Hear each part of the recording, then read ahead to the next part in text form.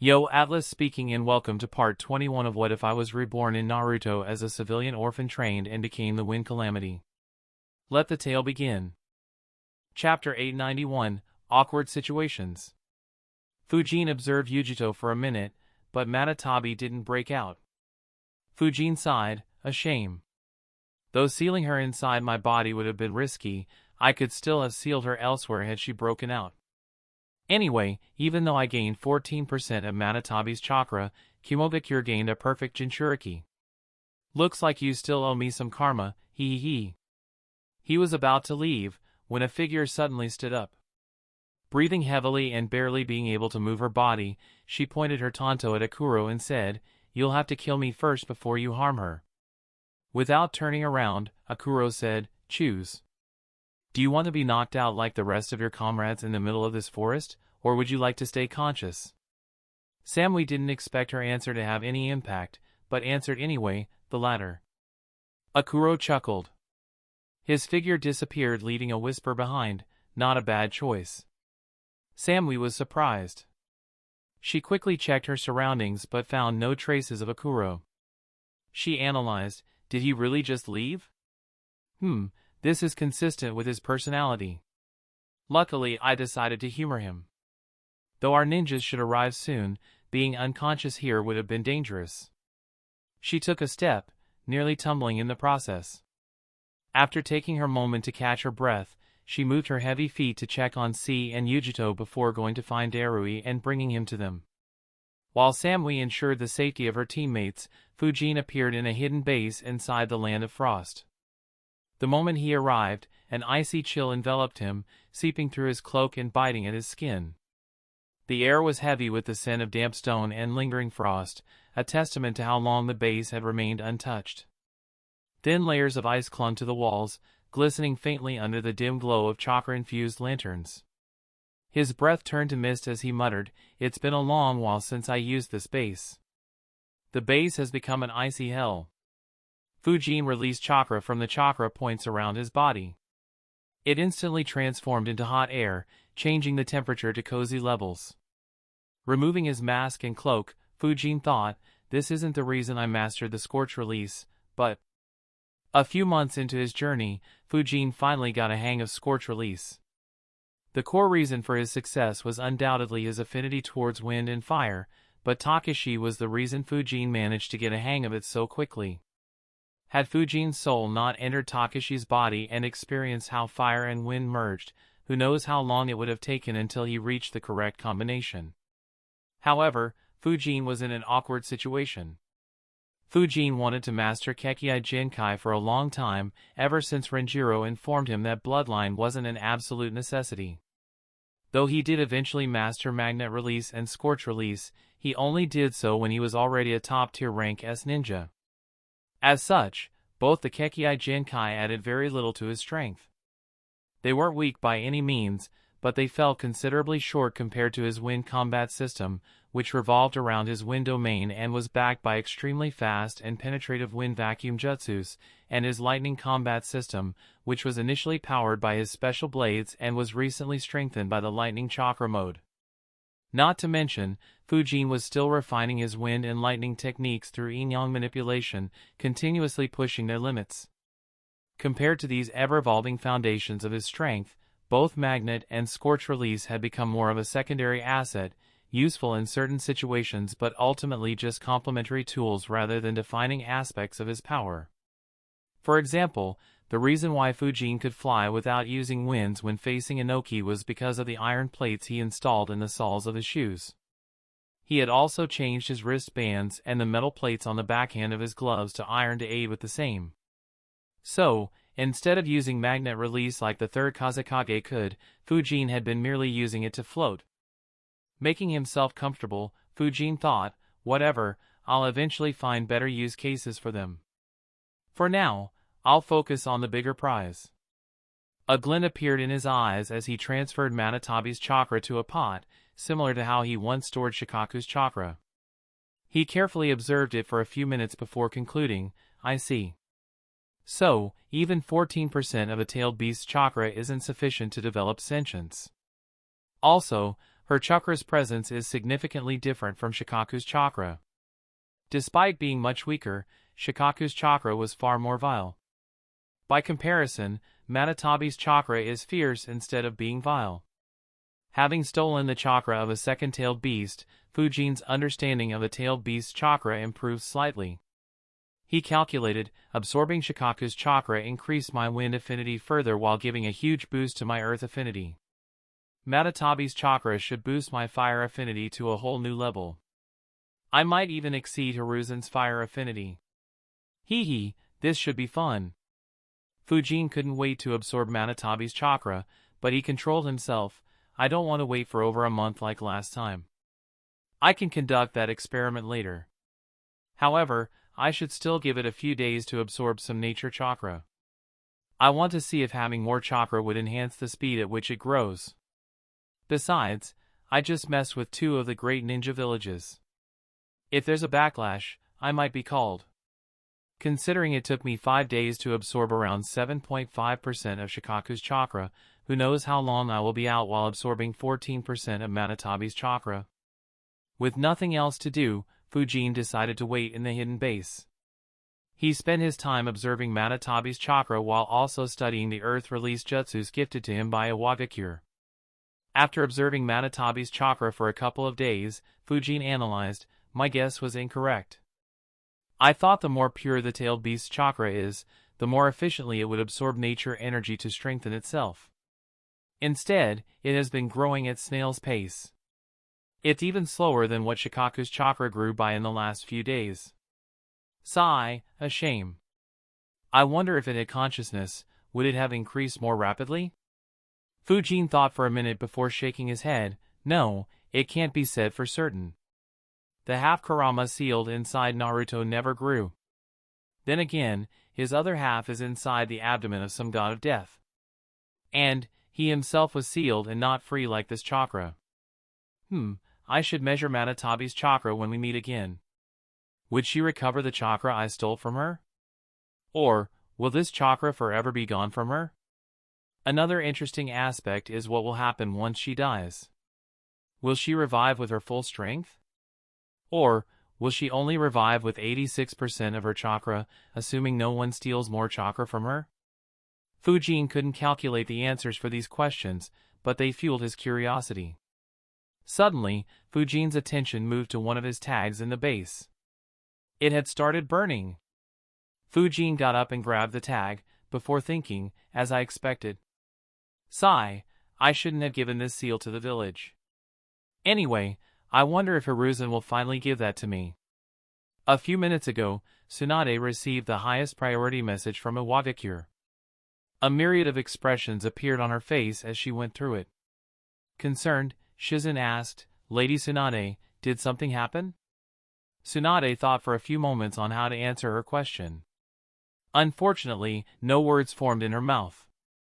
Helplessly, she handed the scroll over to Hiruzen. Hiruzen's eyes widened as she read the message. She loudly exclaimed, Danzo and Fujine worked together to create a mess in Iwagakure?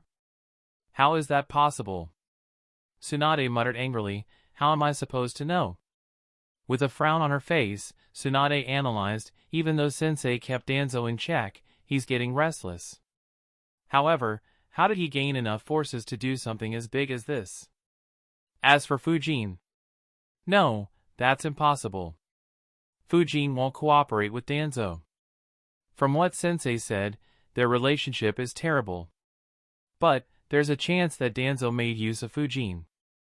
There were still several doubts in Tsunade's head, from something as basic as how Danzo was able to track Fujine, to Danzo's intention behind such an incident. Of course, she didn't blindly trust Inoki and believed there was a chance the report was fake. After contemplating, Tsunade said, Hiruzen, send a messenger to Danzo and call him here. Also, burn Fujine's communication tag. Call him here immediately. Chapter 892, What did I do? I don't understand. Why did we send a formal complaint to Konoha instead of retaliating?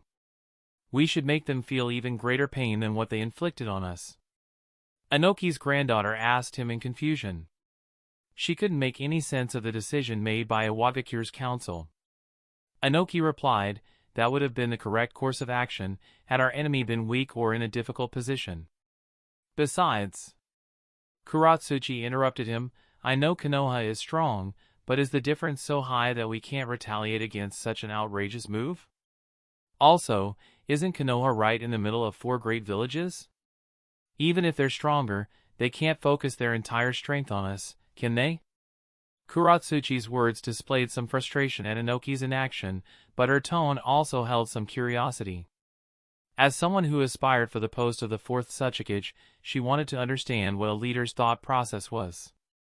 Inoki realized it, which was the reason he didn't lose his temper. He explained, it's good to have confidence in our strength, but if you underestimate our enemies, the only one who will be hurt is us. Just like what happened when we faced the 4th Hokage in the last war. Even with me and Rashi, a direct confrontation with Konoha is a lost cause. The only way to confront them is by attacking them on multiple sides and forcing them to divide their forces. Unfortunately, the circumstances aren't in our favor. It's true Konoha is surrounded on all sides, but the other great villages aren't doing as well as us. Iwagakure's civil war just ended. Their forces are too exhausted for another war. Tsunade is busy rebuilding.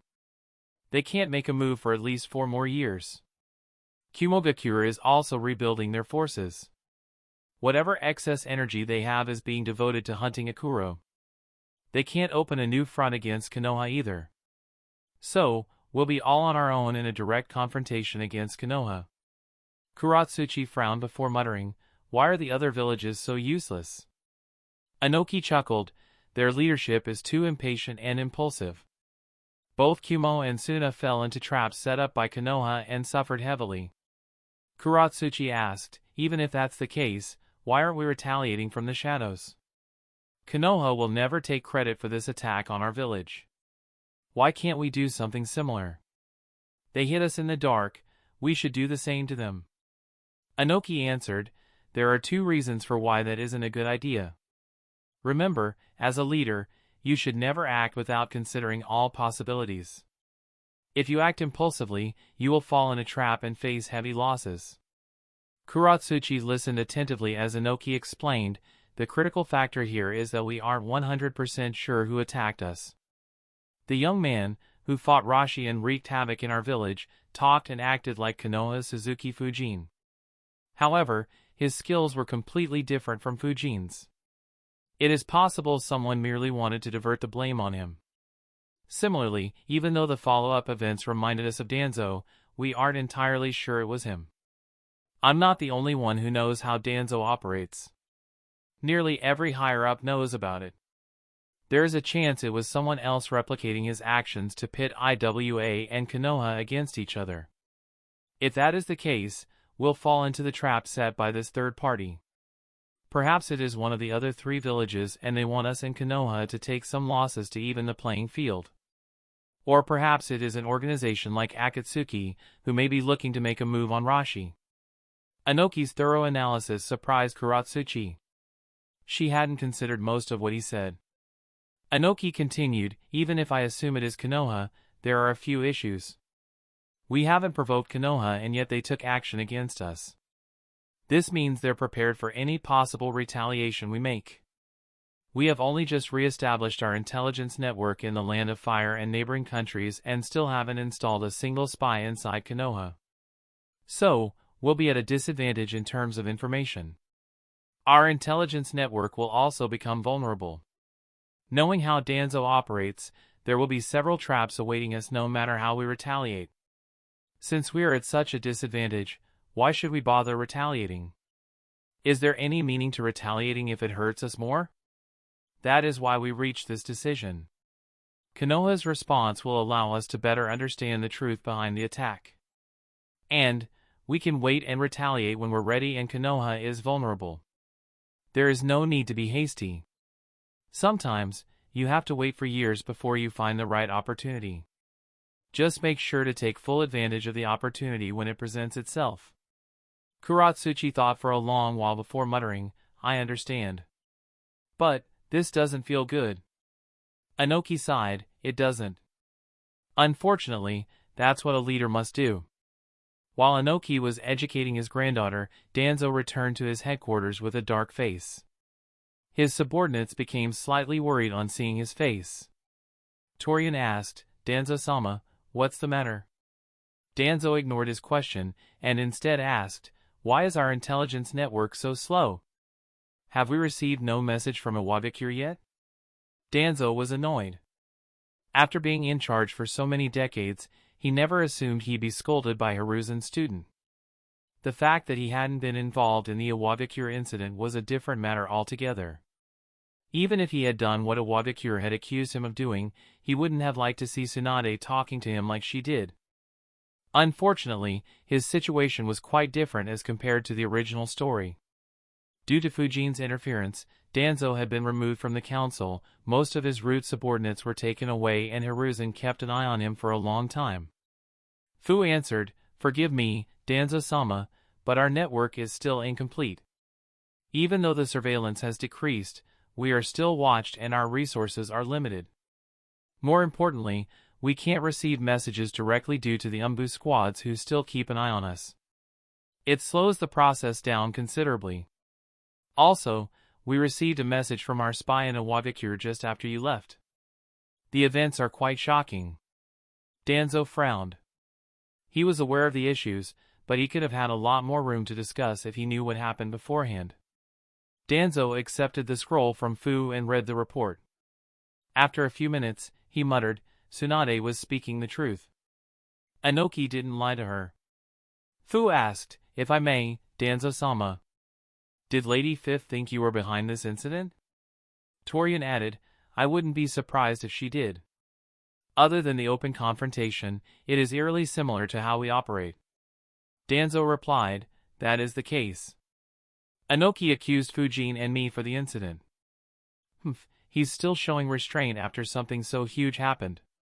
Fu asked, "Should we do something, Danzo-sama?" Danzo shook his head, "No, there's little doubt Fujene was behind this incident. If I assume he was the one behind the incident in the Land of Wind, then his actions make sense. Regardless, considering how Tsunade behaved, she should be unaware of his plans. I doubt she'll be pleased being kept in the dark of such incidents." Danzo finally smelled an opportunity. He thought, this is an opportunity to drive a wedge between them. This boy. His record may be clean, but there's something horribly off about him. I may get a chance to understand him more deeply. While Danzo calculated how to take advantage of the situation, Torian recalled his confrontation with Fujene. No wonder he spun our short confrontation such that Danzo-sama had to lose his seat on the council. His scheming mindset is as threatening as his strength. Fu thought, it's a shame someone like him isn't in the route. He'd fit right in. Danzo-sama missed out by not recruiting him when he was young. 12 hours after he received the message and not too long after sun rose, Fujene appeared outside Konoha's walls, his eyes keenly observing the seal formation imprinted on it as he thought, "Not bad, they removed the previous flaws already and even implemented some of the changes I recommended. Now then, where's the next weak spot?" Fujene observed for a while before finding one. Moments later, he entered the village without triggering any alarms. Tsunade had just begun doing paperwork when she suddenly heard, "What's the emergency? Did we finally find the snake?" A tick mark appeared on Tsunade's forehead as soon as she heard his voice. She asked, "You have the gall to ask that after what you did?" Hiruzen turned her head to see Fujene leaning against the wall. He raised an eyebrow in confusion and asked, "Me? What did I do?" Chapter 893, An Alibi.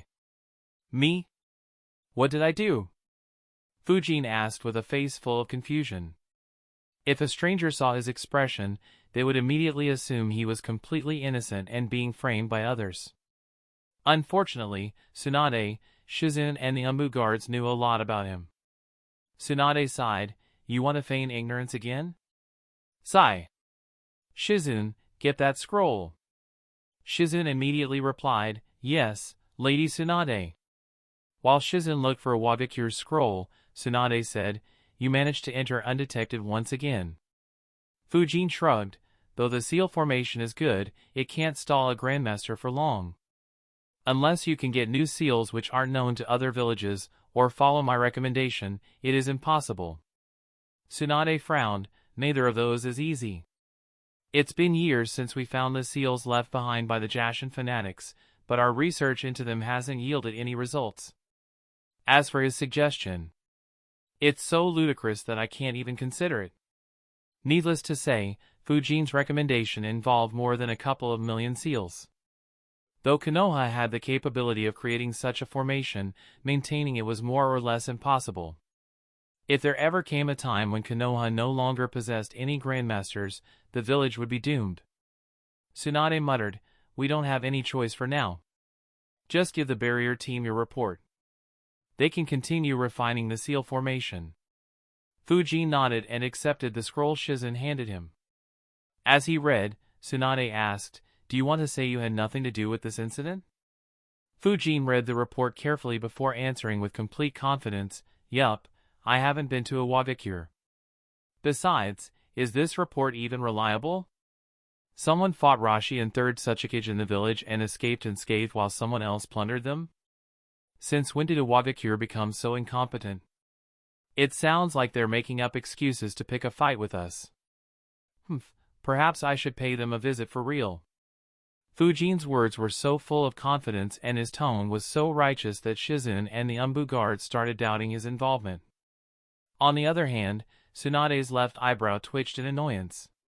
She realized, there's no doubt. It's his doing.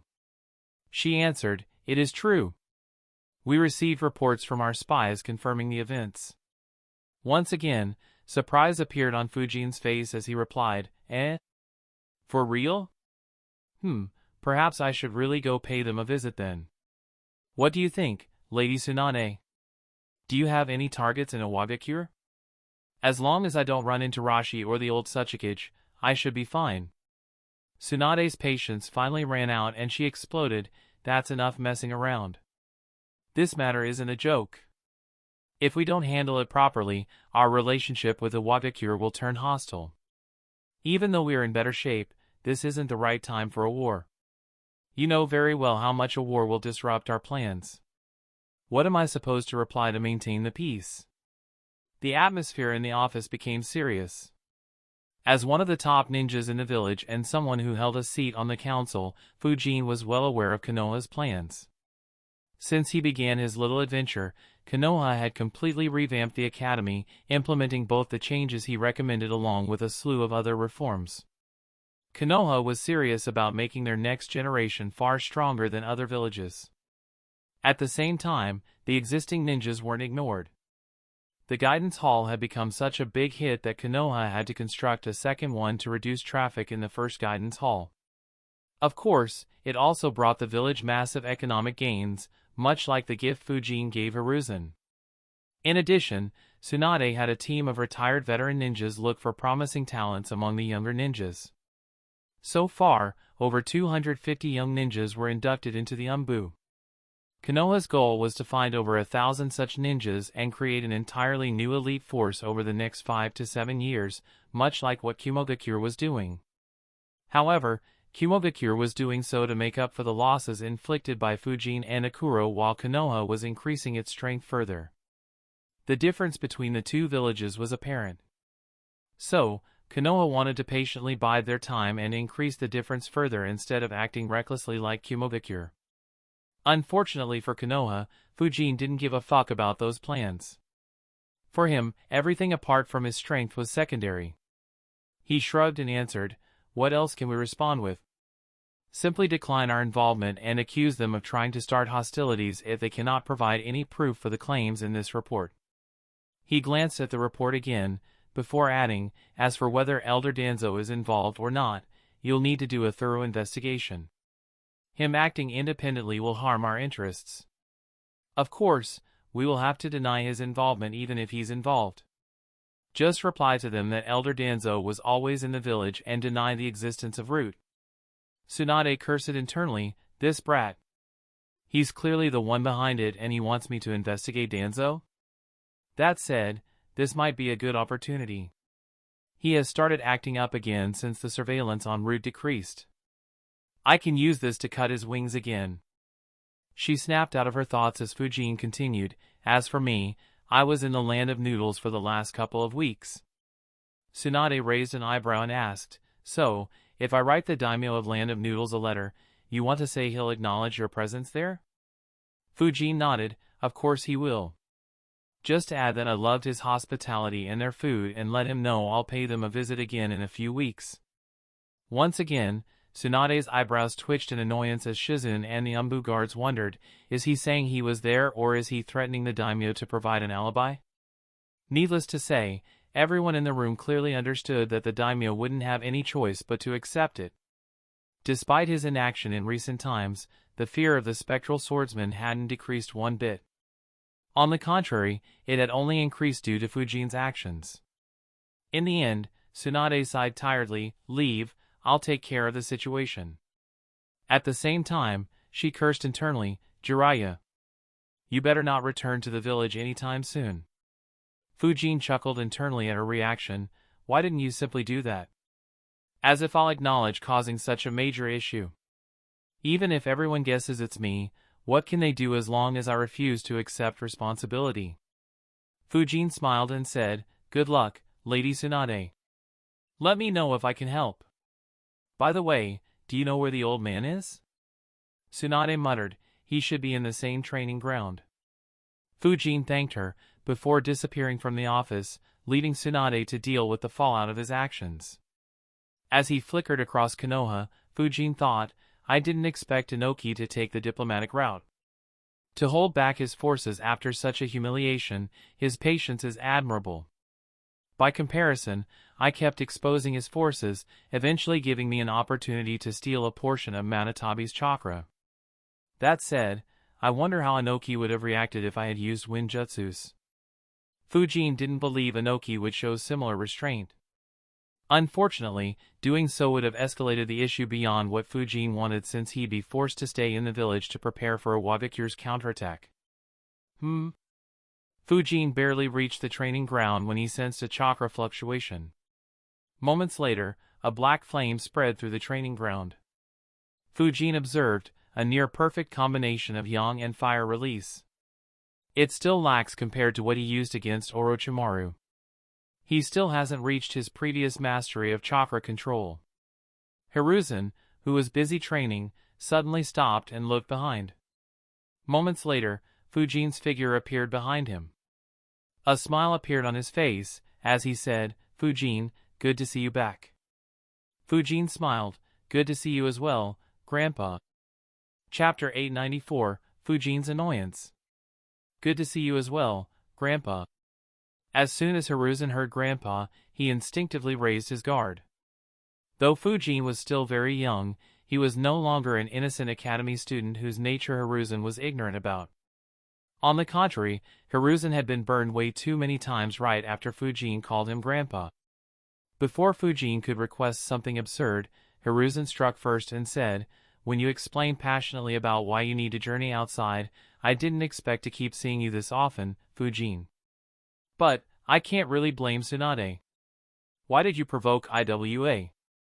Inoki may have a high restraint, but if we push him too much, he'll retaliate stronger than any other great village. Fujene raised an eyebrow and replied, come on now, Grandpa. Don't believe the words of our enemies so easily. You know me very well. What would I gain by creating such a mess there? A deadpan expression appeared on Hiruzen's face as he thought, hundreds of elemental crystals and several jutsus. Who else in this world can display such greed openly? Besides, why does he even need more elemental crystals? They should have become more or less ineffective on him by now. Does he eat those stones? Or has he become addicted to hoarding them? Knowing Fujene, Hiruzen strongly suspected the latter. Before he could say anything, Fujene said, anyway, Lady Tsunade and Shikaku-san should handle that issue. Let's talk about the good news. Fujene smiled, looking at the destruction left behind by Hiruzen's deadly jutsu. Hiruzen sighed internally, there he goes, changing the subject again. Oh well, knowing him, he must have covered his tracks perfectly. Without any solid proof, Inoki won't start a war. Though it'll worsen our relationship with Iwa, it wasn't particularly good in the first place. Besides, there are a few advantages for us. His move would also force IWA to devote significant resources to improving their morale and eliminating the rumors and doubts, indirectly slowing the rate at which they create more elite ninjas. And, Inoki will be forced to retaliate in the dark, which will become the perfect training ground for the new Umbu recruits. Hiruzen smiled and said, "My chakra control has almost returned to my previous levels after another healing session with Tsunade. Unfortunately, I can't return to my peak unless my soul is completely healed. Worse, my chakra reserves are still just a third of what they were. I doubt that'll increase anymore." Hiruzen sighed. The cost of slashing his soul was too heavy. Despite his skill, he no longer possessed the strength to safeguard Konoha like he did for nearly half a century. Fujene said in a comforting tone, "It's fine. Just you being alive after using that forbidden technique is enough. Take it easy and let the next generation handle the responsibility of protecting the village." Hiruzen's heart was relieved to hear Fujine's words. However, before he could rest easy, he felt a sudden unease. His eyes moved towards Fujene, as Fujene asked, "When will you teach me how to merge yang and fire perfectly? I'll burn our enemies to the ground just like you did in the past." Hiruzen sighed internally, "I should have known. Why are you beating around the bush? Just ask what you truly want." He replied, "Your yin and yang manipulation is still not good enough. If I teach you now, you may have some limited success, but you'll need to retrain again later to truly master it. Since fire isn't your main nature, you shouldn't waste time unnecessary. How has your wind release progressed?" Fujene sighed, "It's still at a bottleneck. I haven't managed to improve it much since the war. Merging yin and yang into it is also extremely difficult. I had no success so far with it." Fujine's words weren't entirely true. When he absorbed Shikaku's chakra and made it a part of himself, his affinity to wind manipulation had increased along with his earth affinity. As such, he had an even easier time using and controlling wind jutsus. In addition, the massive increase in his chakra reserves along with the availability of artificial chakra lake made using wind domain far easier. However, his improvement stopped at that point. Fujine's attempts to create vacuum jutsus inside the wind domain had failed so far. His experiments with merging yin and yang chakra with his wind chakra also failed to yield much results, despite his success in merging yin chakra with lightning chakra. The reason was rather simple. Fujene had no references for merging wind chakra with yin and yang chakra. The only reason why he succeeded with lightning was the detailed explanation and demonstration provided by Tsukumo. But with wind, he was all on his own. Seeing Fujine's troubles, Hiruzen chuckled, "As I said, you shouldn't be so hasty. Your strength is already far beyond what mine was at your age. Yin and yang manipulation is far more difficult to master than any nature manipulation. Not to mention, you have spent far less time on it than your remaining nature manipulation. Just give it 2 to 3 years and everything will work out perfectly." His eyes moved back to his black flames as he continued, "Once you do, the power of your wind domain will increase exponentially." Fujene sighed, "All right, I'll keep training. Anyway, did you have a breakthrough with the Edo Tensei Jutsu?" Hiruzen thought, finally he asks this. He shook his head and answered, "Unfortunately no. Modifying it is as difficult as I imagined. It'll take a long time." Fujene sighed, "That's a shame." He paused for a bit, before continuing, "Let me help you with the research." However, Hiruzen immediately shook his head, "Fujene, you don't specialize in this area. It'll be pointless and you'll waste your time needlessly. Continue your training and improve yourself further. This is the best time for you to rapidly increase your strength. Let me handle this one last matter." Fujene frowned and thought, "It's been slightly over a year since I left. During this time, I was called back to the village 4 times, with this being the 5th time. Every single time, I asked for the Edo Tensei Jutsu, but Hiruzen has adamantly refused me every single time. He immediately said, 'It'll be fine, Grandpa. I need to expand my horizons and helping you research this might just give me the inspiration I require. If it becomes a dead end, I'll stop working on it and focus back on my training." Unfortunately, his words didn't move Hiruzen, who replied with full seriousness, "Fujene, forbidden techniques aren't like the usual ninjutsu. Especially a jutsu like the Edo Tensei. Once you look into it, you'll be drawn towards it and it'll impact your all-round development. Trust me when I say it, this is for your own good. Don't get too caught up in forbidden techniques. You're still very young and have plenty of room for growth. Make use of this time and become the strongest you can. Eventually, you will hit a bottleneck over every aspect of your strength and find it difficult to continue progressing. That will be the time for you to venture into forbidden techniques. So, please don't stay hung up on this matter." Hiruzen's words left no room for negotiation. Even though his expression didn't change, Fujine's mood darkened. He thought, he didn't even bother giving me any excuse this time. He has made up his mind on this matter. I can't get the Edo Tensei jutsu from him. Getting it from Tsunade is out of the question too. Unlike Tsunade and Hiruzen, who thought in terms of decades, Fujine's eyes were on the near future. It wouldn't be too long before Akatsuki became active. Though the world had changed a lot due to his interference, Fujene needed to be prepared for any variations. He didn't want to go into such a huge event without possessing such a powerful and convenient jutsu under his belt. Fujene decided, there's no choice. I can no longer depend on him for this jutsu. I have to get it on my own. To change the subject, Hiruzen smiled and said, "Let's leave this matter behind.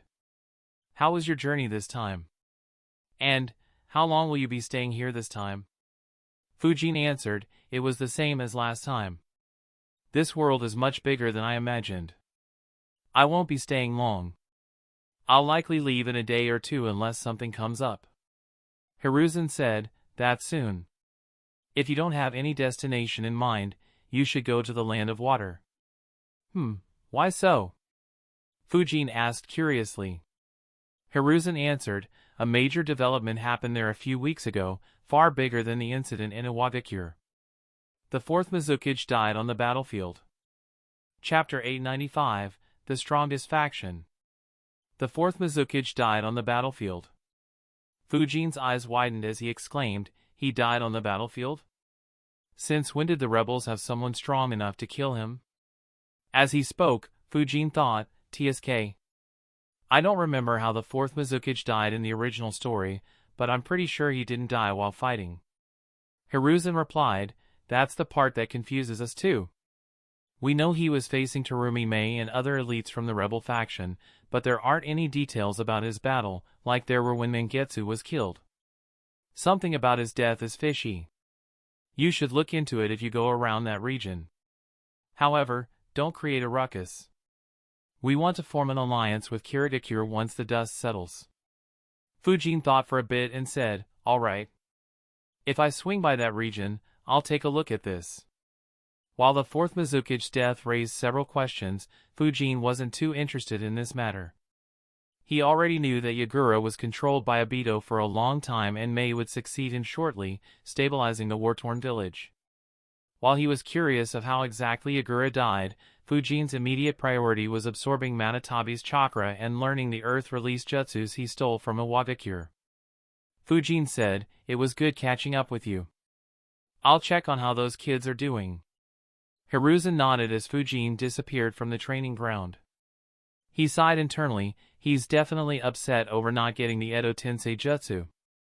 I hope he doesn't vent out by creating another mess. A few years ago, Hiruzen would have felt a headache. Luckily, he was no longer the Hokage. It was his students' turn to endure the headaches. "You're late. You didn't show up for our last 3 meetings. Gai-sensei made us train with double intensity on those days due to your absence." Fujine's students complained as they looked at Hoka with eyes full of disappointment, displaying the betrayal they faced. Hoka sighed, "I just arrived late last night from my mission. Perhaps I should ask Fujene to arrange some missions for you. Only then you would know how valuable this time is for you." Yuji snorted, "You never trained under Gai-sensei. There's no way missions are worse than training under him." Hoka's eyes twitched as he recalled all the boring rank D missions he was forced to do as a genin, before being forced to hunt bandits until he became sick. The bandit exterminator tag still followed him at times, especially when he entered the mission center. Missions, huh? I didn't know you wanted to do missions so badly. Everyone immediately turned their heads and saw Fujene standing not too far away. Sensei, when did you return? The eyes of Fujene's students lit up on seeing him again after a few months. Fujene replied, a few minutes ago. That said, I didn't know you were interested in doing missions. Fujene pretended to think for a few seconds before muttering, under normal circumstances, you would have been inducted into the Umbu and trained in their ways after you defeat Hoka. Are you certain you want to do missions? Fujene's students nodded in unison and gave him the puppy eyes. Fujene pretended to think for another half a minute, before responding, all right, I'll talk to Lady Tsunade and get you a month's vacation to have some fun with missions. Hoka will be your squad leader. Fujene's students immediately cheered while Hoka grumbled, hey, how about asking whether I'm fine with it or not? Some of us still have to earn a living. Fujene looked at him as if he had said something absurd and asked, are you not fine with it? And, do you need any other form of payment? Realizing what he had been offered, Hoka coughed and replied, on second thought, I accept it. As someone who was forced to do boring and tiresome missions, Hoka had long wished to subject the next generation to the same torture. And, Fujene had just offered him an opportunity to do so on a silver platter. He had no reason to decline it. On the contrary, he was more than pleased to accept it. Countless ninjas from his generation would be willing to pay for such an opportunity. Of course, that was no reason for Hoka to go easy on the kids. He said, enthusiasm is good, but don't forget you still have to defeat me. You're yet to perform as well as you did the first time you challenged me. Hoka glanced at Fujene and thought, what fearsome secrets these kids held. I almost lost that fight just due to the element of surprise. Just with their normal skills, they'll easily perform splendidly in the Chunin exam. However, for each one of them to possess a Kekei Genkai and be so proficient as using it was unthinkable. Fortunately, it's been a bit easier since then. Hoka realized that Fujene's students were staring at him and asked, what's the matter? Sayaka said in a plain tone, you left us to endure Gai-sensei's torture for nearly a month. Takashi added, if you think we'll lose and go back to endure his torture, then. Yuji completed his words, then you must have fallen on your head, cracked your skull and gone completely bat-hit crazy. Hikari nodded, yeah. Huh, what? Damn it, Yuji! Stick to the script. Shoma chuckled at his teammates' antics. Before they could create any more drama, Fujene said, well, since I'm here, I can't miss this battle. I'll act as the judge. Take your positions, I'll be right back. As soon as the last word escaped his lips, Fujene disappeared. Shoma asked in surprise, where did Sensei go? Sayaka replied, it doesn't matter, he'll be back soon. Don't forget our plan, especially you, Yuji. Yuji nonchalantly replied, I know. Don't worry, I'll be the one to knock him out. Hoka chuckled, I'll look forward to it. Let's go. They entered the training ground and took positions.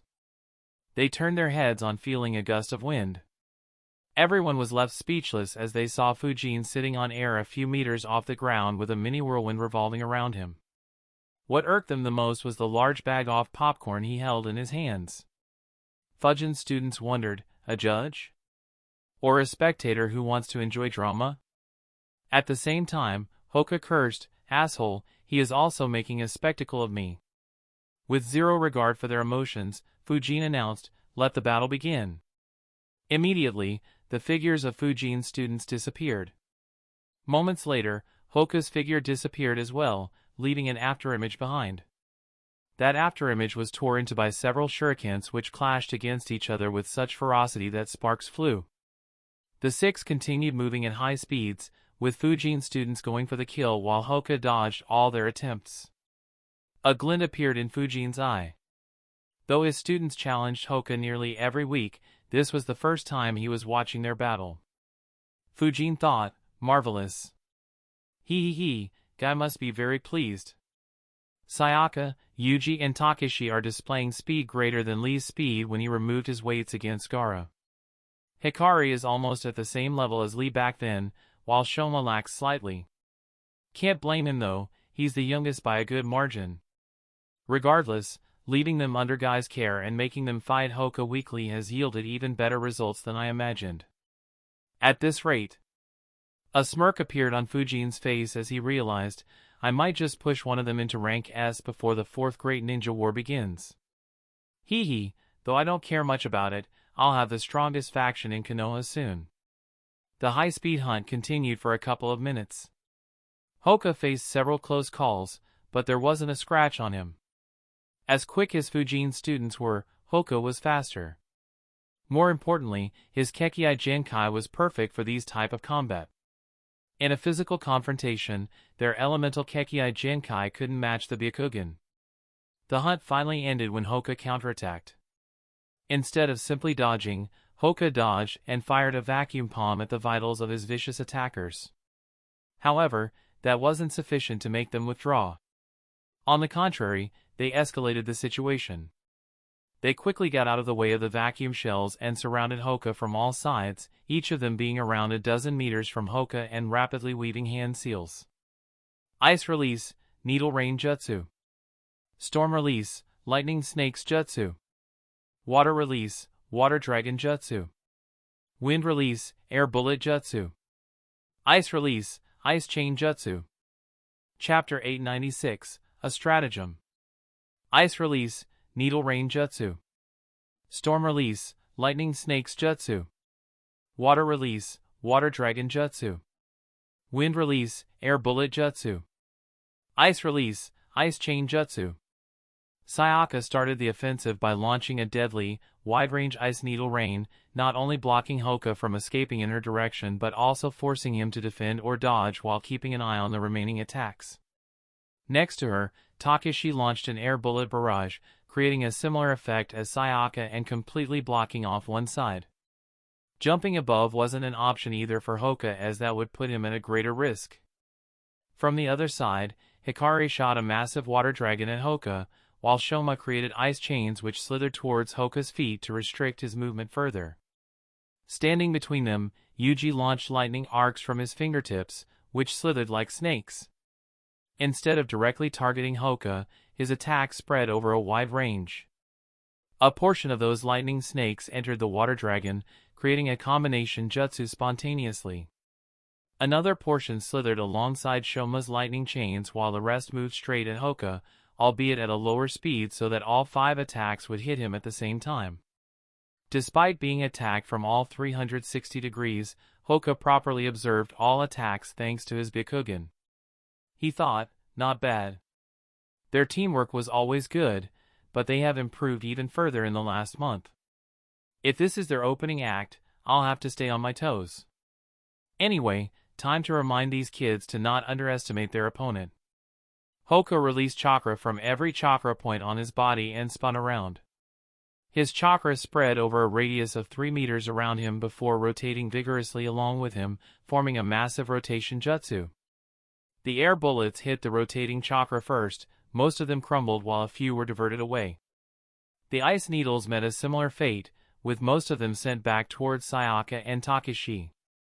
The lightning snakes were sucked into the sphere, taking control away from Yuji. The electrified water dragon lost its form as well, with some of the water being sucked into the sphere while the rest was sent flying due to the rotation force. Hoka's rotation suddenly changed from only chakra to chakra mixed with electrified water and several lightning arcs. Shoma's ice chains, which was the only attack that snuck into Hoka's rotation, were bombarded by the lightning arcs, crumbling them into ice crystals. Spinning at the center, Hoka was untouched by the electrified water. He thought, right back at you. Moments later, large water droplets, a meter in diameter, hurled in all directions. At its center, each droplet held a lightning charge. Observing the battle from the air, Fujene thought, that's surprising. I didn't think someone so obsessed with taijutsu would develop such a deep understanding towards ninjutsu. First, He reflected the jutsus he couldn't control, and then he used their jutsus by transforming them into a different form before sending them back at his opponents. All this cost him no chakra, as he used the same chakra he used in his rotation. Sayaka, Hikari, and Shoma rapidly weaved hand seals and slammed their hands on the ground. Ice release, ice wall jutsu. Large ice walls formed in front of them, also covering Kakashi and Yuji, who didn't excel at defensive jutsus.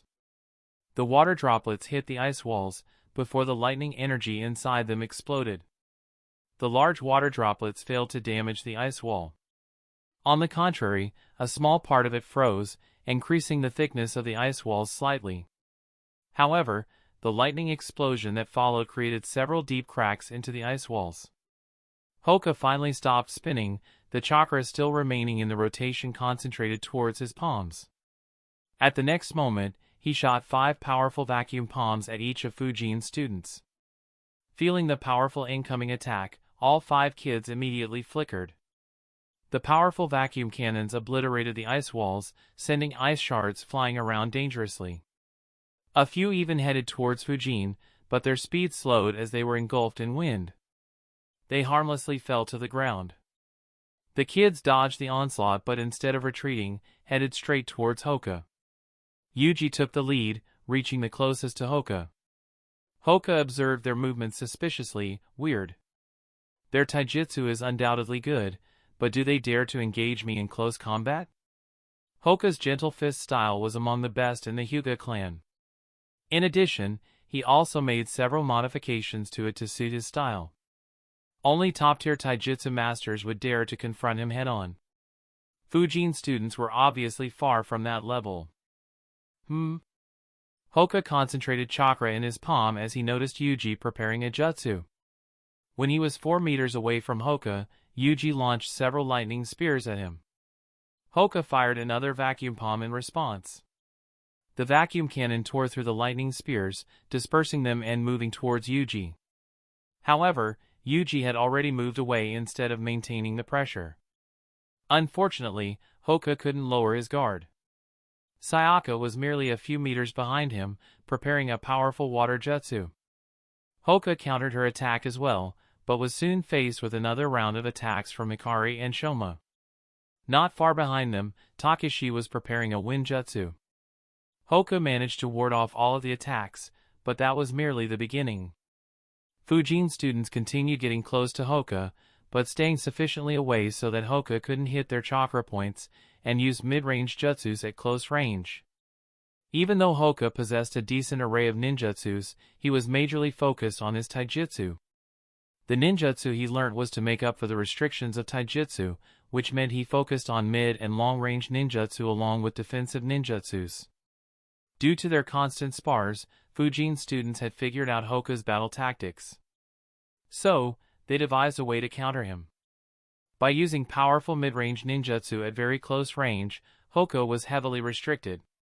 His ninjutsus wouldn't be very effective at this range.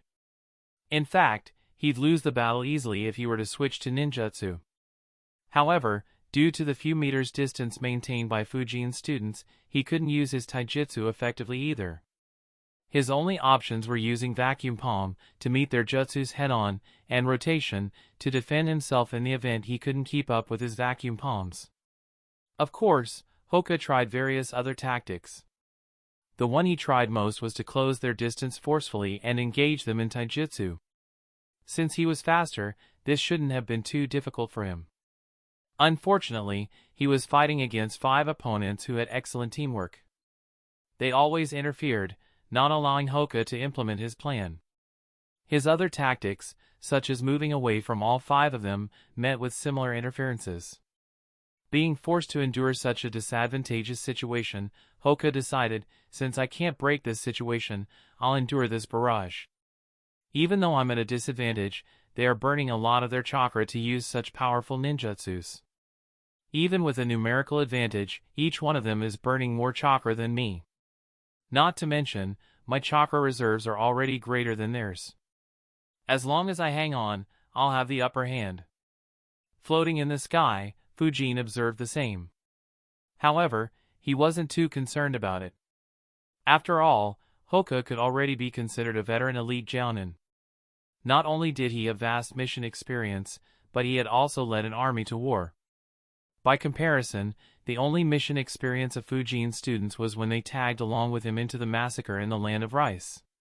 So, it wasn't reasonable to expect them to make a perfect plan, especially due to Hoka's interferences. Fujine's attention was focused more on their individual strengths. He analyzed, though they're still rough on the edges, they have grown splendidly. If they survive a year or two in the Umbu, they'll be excellent ninjas. Among these 5, Kakashi is the most similar to me. Thanks to my guidance, his wind release is already better than what mine was during the Chunin exams. I should teach him the wind vacuum technique. If he learns it, his wind release will reach the next level, a terrifying level. Unfortunately, it's extremely difficult to learn. Only 3 ninjas in Konoha learned it, while not a single ninja in Tsunade from this generation managed to learn it. Whether he can learn it or not will decide the type of ninja he'll be. Of course, it won't hamstring his progress even if he fails to learn it. After all, his core strength is his Scorch Kekkei Genkai, which he hasn't used until now for some reason. I wonder how far it has progressed by now. Chapter 897, A Change in Mentality. Fujine turned his gaze towards Sayaka. Takashi's skills might be most similar to mine, but Sayaka is the one who follows my attacking style, though she is more overbearing and aggressive than I usually am. Her attacks are precise and relentless, and she's the one who's applying the most pressure on Hoka. If he missteps once, he'll be hurt badly. However, her overaggression also leaves her vulnerable to counterattack. Luckily, others are covering her openings, not letting Hoka exploit any of them. Of course, the reason why she's fighting in such manner is due to her teammates. She's also the best at taijutsu among them. So, in a way, she's also shielding her teammates by forcing Hoka to concentrate on her. By comparison, Yuji's fighting style is more relaxed. Hoka can't target him easily. Yet, Yuji still gives him the most headaches. His lightning attacks are very fast. That itself wouldn't be a challenge for a ninja like Hoka, but due to his storm release, Yuji freely manipulates his lightning. That increases the difficulty of dodging them exponentially.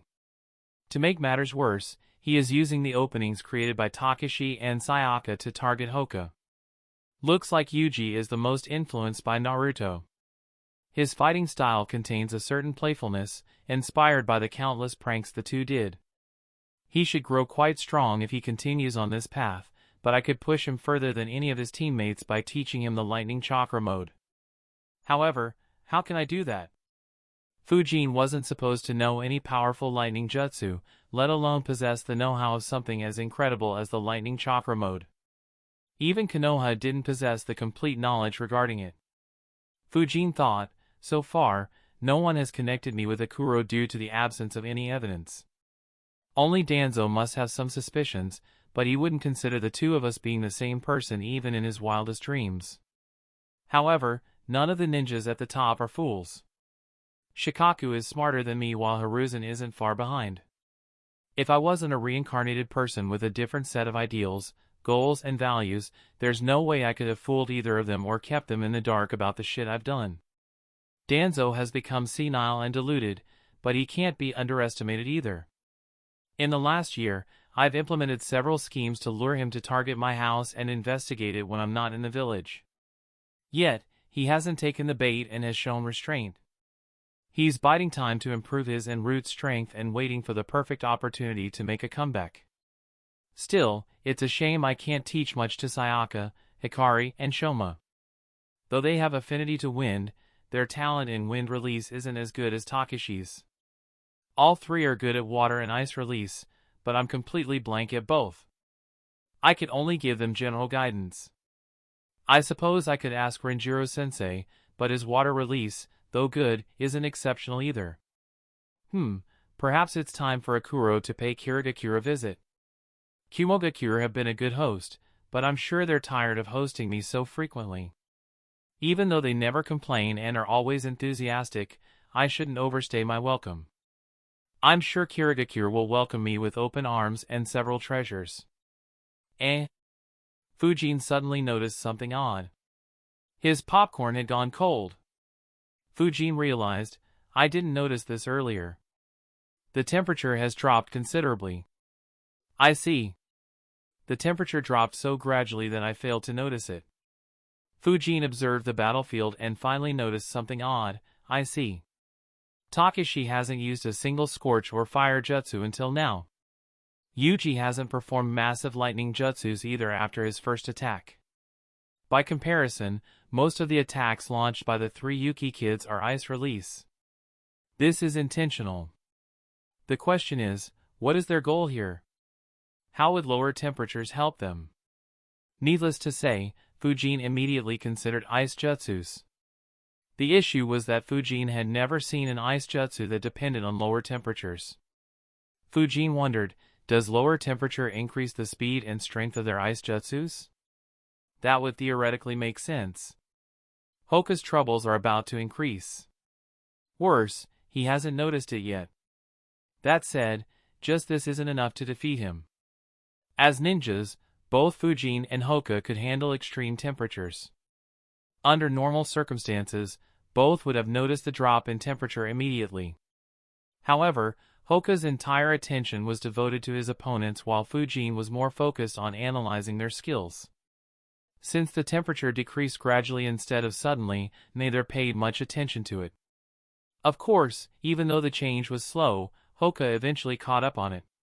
His Byakugan noticed every piece of ice in the training ground, and their number was terrifying. Before he could understand what their plans were, a grin appeared on Sayaka's face. She thought, of course we couldn't defeat you with this tactic.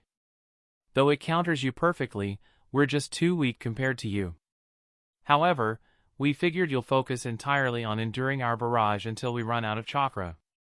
Unfortunately for you, our main counterattack begins now. Sayaka glanced at Shoma. Without the need of any words, Shoma weaved a few hand seals and pointed his right hand towards Hoka. Ice Release, Silent Winter Jutsu. Chapter 898, Copying Their Sensei. Ice Release, Silent Winter Jutsu. As soon as Shoma completed his hand seals, the temperature in the training ground suddenly dropped drastically. The temperature, which was around 25 degrees Celsius at the start of the battle, went to sub-0 degrees. It was so cold that the sweat on Hoka's body began crystallizing. Fujene wasn't spared either. Even though he noticed the oddity and flew upwards, his popcorns and the bucket holding them were more or less frozen. Ignoring the battle below, Fujene focused on his snack. The bucket fell to the ground while the popcorns floated in the wind. The wind supporting the popcorn suddenly grew hot, almost turning into an open furnace. Once the popcorn were heated again, he put one in his mouth and thought, perfect. I was worried I'll have to watch the climax without my popcorn. That would have been depressing. After sating his popcorn, Fujene turned his attention to the entertainment below. He immediately noticed something odd. Even though Hoka was bearing the full brunt of the temperature, Fujine's other students seemed fine. Fujine's eyes glowed as he observed, as I expected. They have seals on their clothes to protect them from extreme cold. However, that alone wouldn't be enough. Shoma is maintaining an excellent control over his jutsu. The temperature around Yuji and Kakashi isn't as low as elsewhere. As for Hikari and Sayaka, the cold aids them instead of slowing them down. Hoka received no time to adjust to the freezing temperature.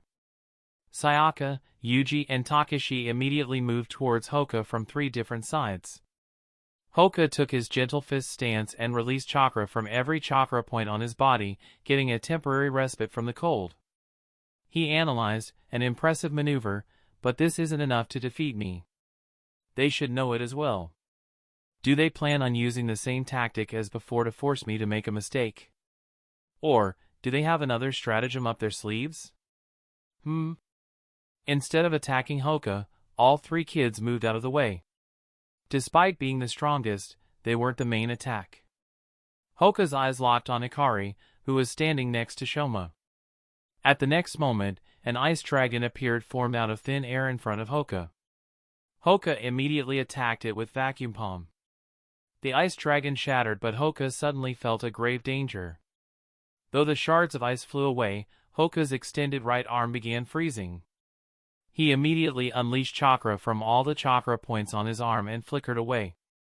Unfortunately, he immediately came under a three-pronged assault from Sayaka, Yuji, and Takashi.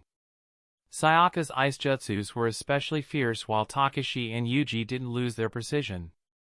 As they attacked, Sayaka thought, Shoma's talent in controlling temperature is beyond belief. He can even freeze the entire waterfall. Even though I'm the strongest in the group and have a good command over ice release, I can't compare with him in this aspect. This creates the perfect environment for us. Especially for Hikari, who is extremely talented in creating shapes out of ice. She isn't that enthusiastic about fighting but loves to create ice sculptures. And, the environment created by Shoma allows Hikari to create as she pleases.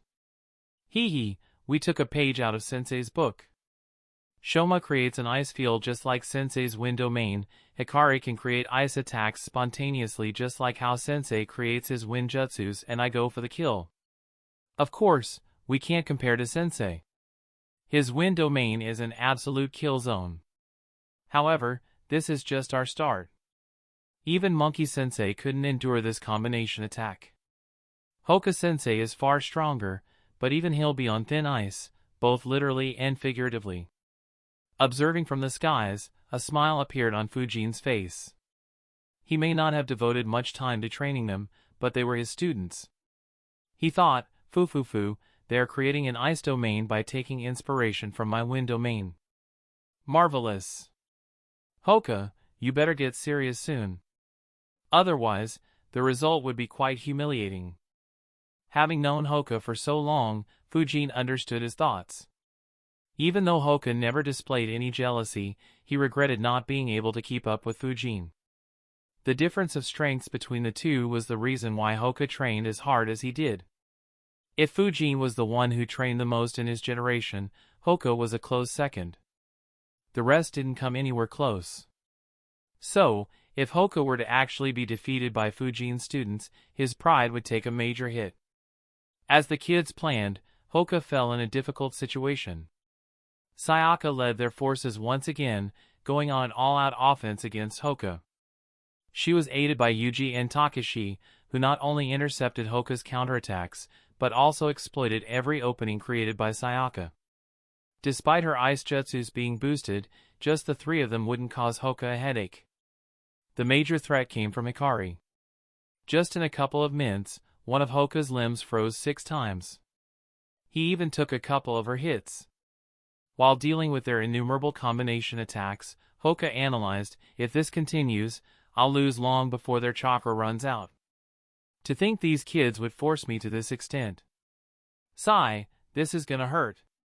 His eyes carefully observed the movements of Fujine's students, looking for an opening while dodging and countering their relentless assault. Once again, as innumerable times earlier, Sayaka moved within 5 meters of Hoka to increase the pressure. Hoka immediately moved towards her. Takashi and Yuji acted immediately, launching wind blades and false darkness jutsus to cut off his path. At the same time, an ice tentacle with a spear-like pointed tip appeared on his left. Instead of continuing his attack, Hoka suddenly flickered. His target? It was none other than Yuji, who was the farthest away as compared to Sayaka and Takashi. His maneuver caught all of Fujine's students by surprise. The reason behind their surprise wasn't because they were caught off guard. It was simply because targeting Yuji was far more difficult than targeting Sayaka or Takashi. Hoka had chosen the most difficult target. The distance between the two allowed Sayaka and Takashi to attack Hoka. Dozens of air bullets and hundreds of ice needles flew at him as well as in the space between him and Yuji. However, Hoka didn't stop. Instead, he used rotation. The air bullets and ice needles bounced off, but Yuji was confused. He weaved hand seals while retreating behind and analyzing, what is he planning? Rotation may protect him, but it slows his speed down. He can't chase me unless he stops the jutsu. But if he stops it, he'll be hit by the air bullets and ice needles. Not to mention, I'm not exactly helpless. In another surprising move, Hoka stopped his rotation midway and continued moving towards Yuji. As he did, Hoka's entire body turned black. Sayaka and Takashi's barrage hadn't ended yet. Hoka dodged as much as he could but was hit several times. Thanks to the Iron Skin Jutsu, their attacks failed to harm Hoka much. Yuji thought, "Let me see what you plan on doing now." Yuji fired countless lightning arcs from his fingertips.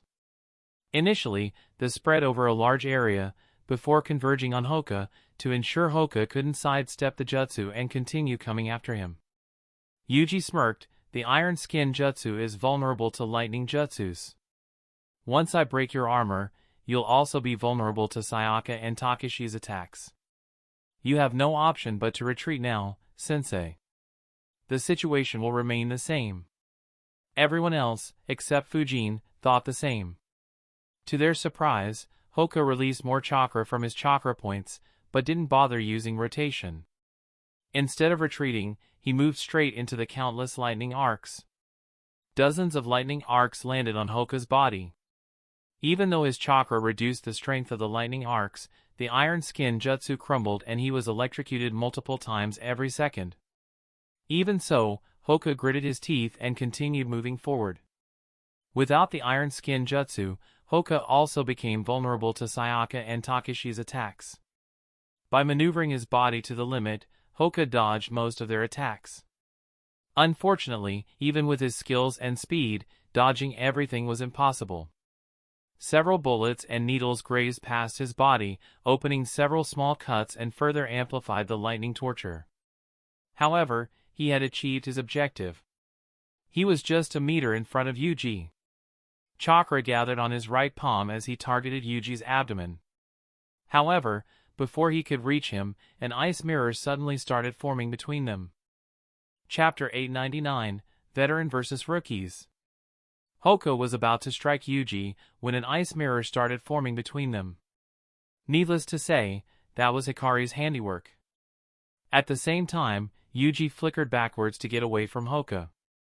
Hoka snorted and continued his attack. His palm hit the partially formed ice mirror, crumbling it to pieces. At the same time, a vacuum shell was fired from his palm. Due to the short distance between them, Yuji couldn't dodge it and was hit right in a crucial chakra point on his abdomen. His body flicker was interrupted and he crashed backwards. To the surprise of Fujine's students, Yuji didn't wake up. Sayaka wondered in shock, "What the hell? How did a single attack knock out Yuji?" Suddenly, her eyes widened as she felt a presence behind her. Before she could react, she felt a pain in the back of her neck and collapsed just like Yuji. Standing behind Hoka thought, handling the vanguard was brave, but if you lose support or your focus for even a second, you'll lose your life. Let this be a lesson for you. Takashi, Hikari, and Shoma immediately gathered themselves and attacked Hoka right after he knocked out Sayaka. Unfortunately, none of them were quick enough and Hoka flickered away without taking any more damage. Observing from above, Fujene analyzed, they messed up. They didn't imagine someone could take all their jutsus head-on and still continue fighting just as fiercely. That was their first mistake. The second mistake was getting distracted when Yuji fell. Though Hoka destroyed the ice mirror, Hikari could have still used it to attack Hoka again. Hoka wasn't in a position to dodge, it wouldn't have been enough to knock him out, but his injuries would have accumulated. That was their best bet against Hoka. Sayaka also took her eyes off Hoka for a moment. A moment that proved too costly. Only Takashi kept an eye on Hoka, but there wasn't much he could do. This battle is over. The next moment, Hoka targeted Hikari and Shoma, the two weakest members of the team. The two immediately counterattacked, with Hikari forming ice dragons and Shoma using ice chains. At the same time, Takashi also flickered, chasing behind Hoka. As good as Hikari and Shoma's attacks were, they lacked the deadliness that Sayaka's attacks possessed. Nor did they possess her close combat skills. Hoka easily destroyed their attacks with his vacuum palm while comfortably dodging Takashi's wind jutsus from behind. He was about to land finishing blows on both, when he suddenly felt intense heat behind him. Hoka immediately flickered to his left while Hikari and Shoma moved in the opposite direction while leading hand seals. Wind release, great breakthrough jutsu. A scorching ball of fire dropped where Hoka was initially standing and exploded, releasing an intense heat in the vicinity. Moments later, it was hit by the great breakthrough jutsu and the intense heat was blasted at Hoka. Hoka immediately used the iron skin jutsu to protect himself. However, it didn't feel good. Moments earlier, Hoka was experiencing sub-zero temperatures. Suddenly, he was bombarded with heat intense enough to evaporate water in seconds. The extreme temperature variance was beyond uncomfortable for Hoka. Kakashi appeared in front of Hikari and Shoma with a frown on his face. He calculated, shit. He took out Sayaka and Yuji so suddenly.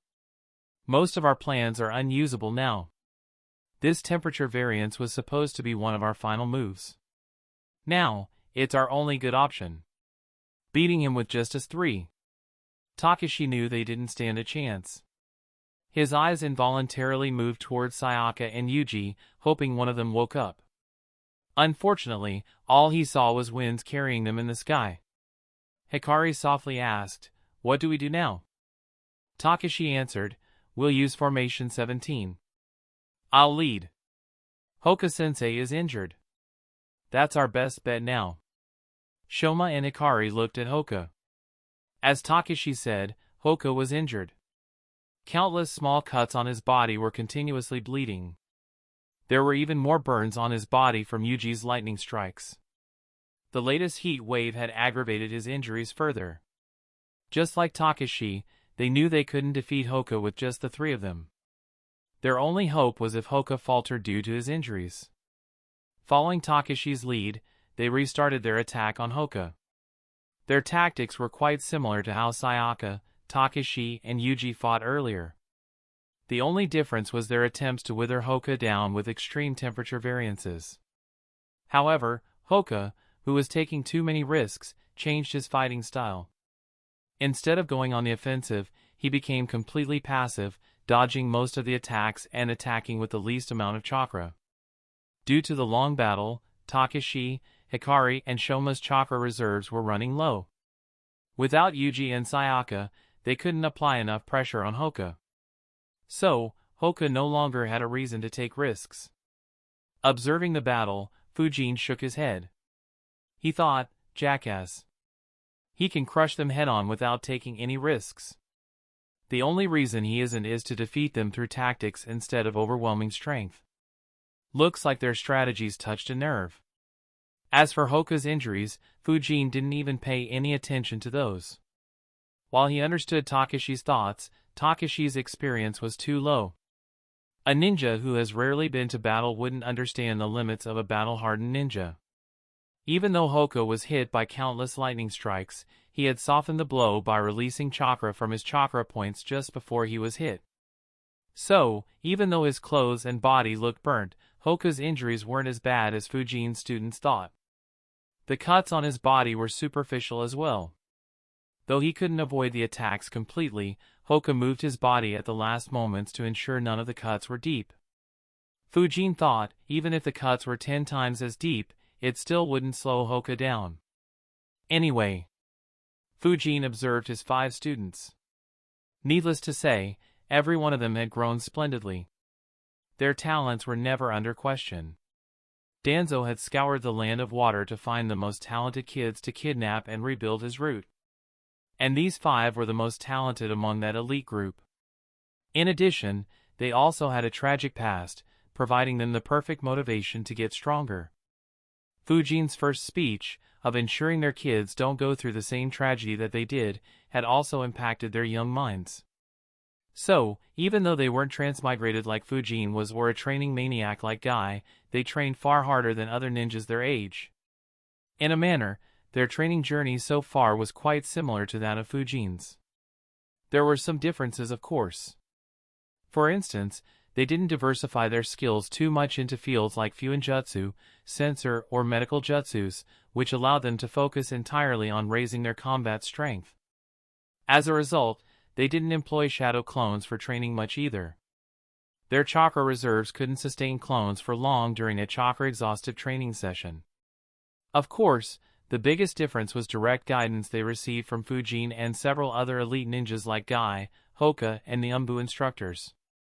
That, along with their dedication and talent, was the main reason behind their explosive growth. However, they now faced a certain limitation. Fujene analyzed, their strength is far greater than any ninja who hasn't started going on missions. Even I was far weaker when I had just graduated from the academy. But they'll hit a wall soon. Even though Guy's training is deadly and sparring with Hoka are a great learning experience, they don't feel a sense of danger. They know Hoka wouldn't kill them, which is why they take such risks in battle. If they did the same in real missions, they'll die sooner or later. It's time to end their training and give them actual mission experience. While Fujene came to a decision, Takashi and the others collapsed. They were far too exhausted to continue battling.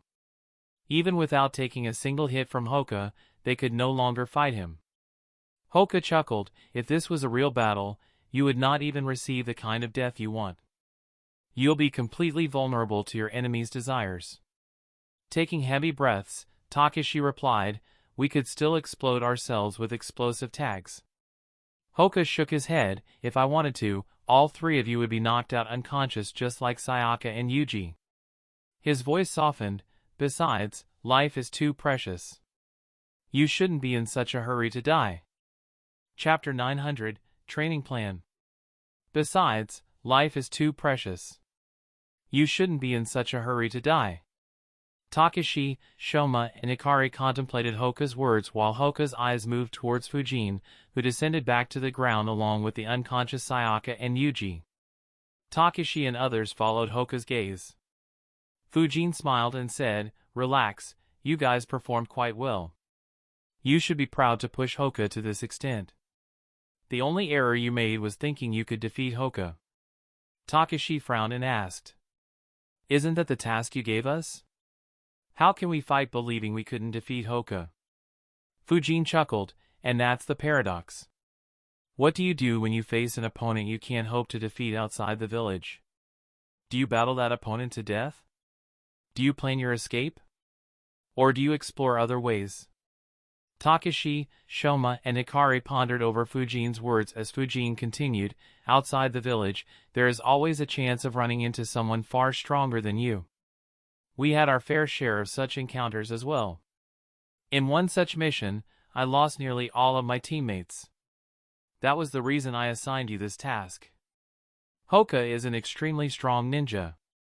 Other villages barely have 2 to 4 ninjas who are considerably stronger than him.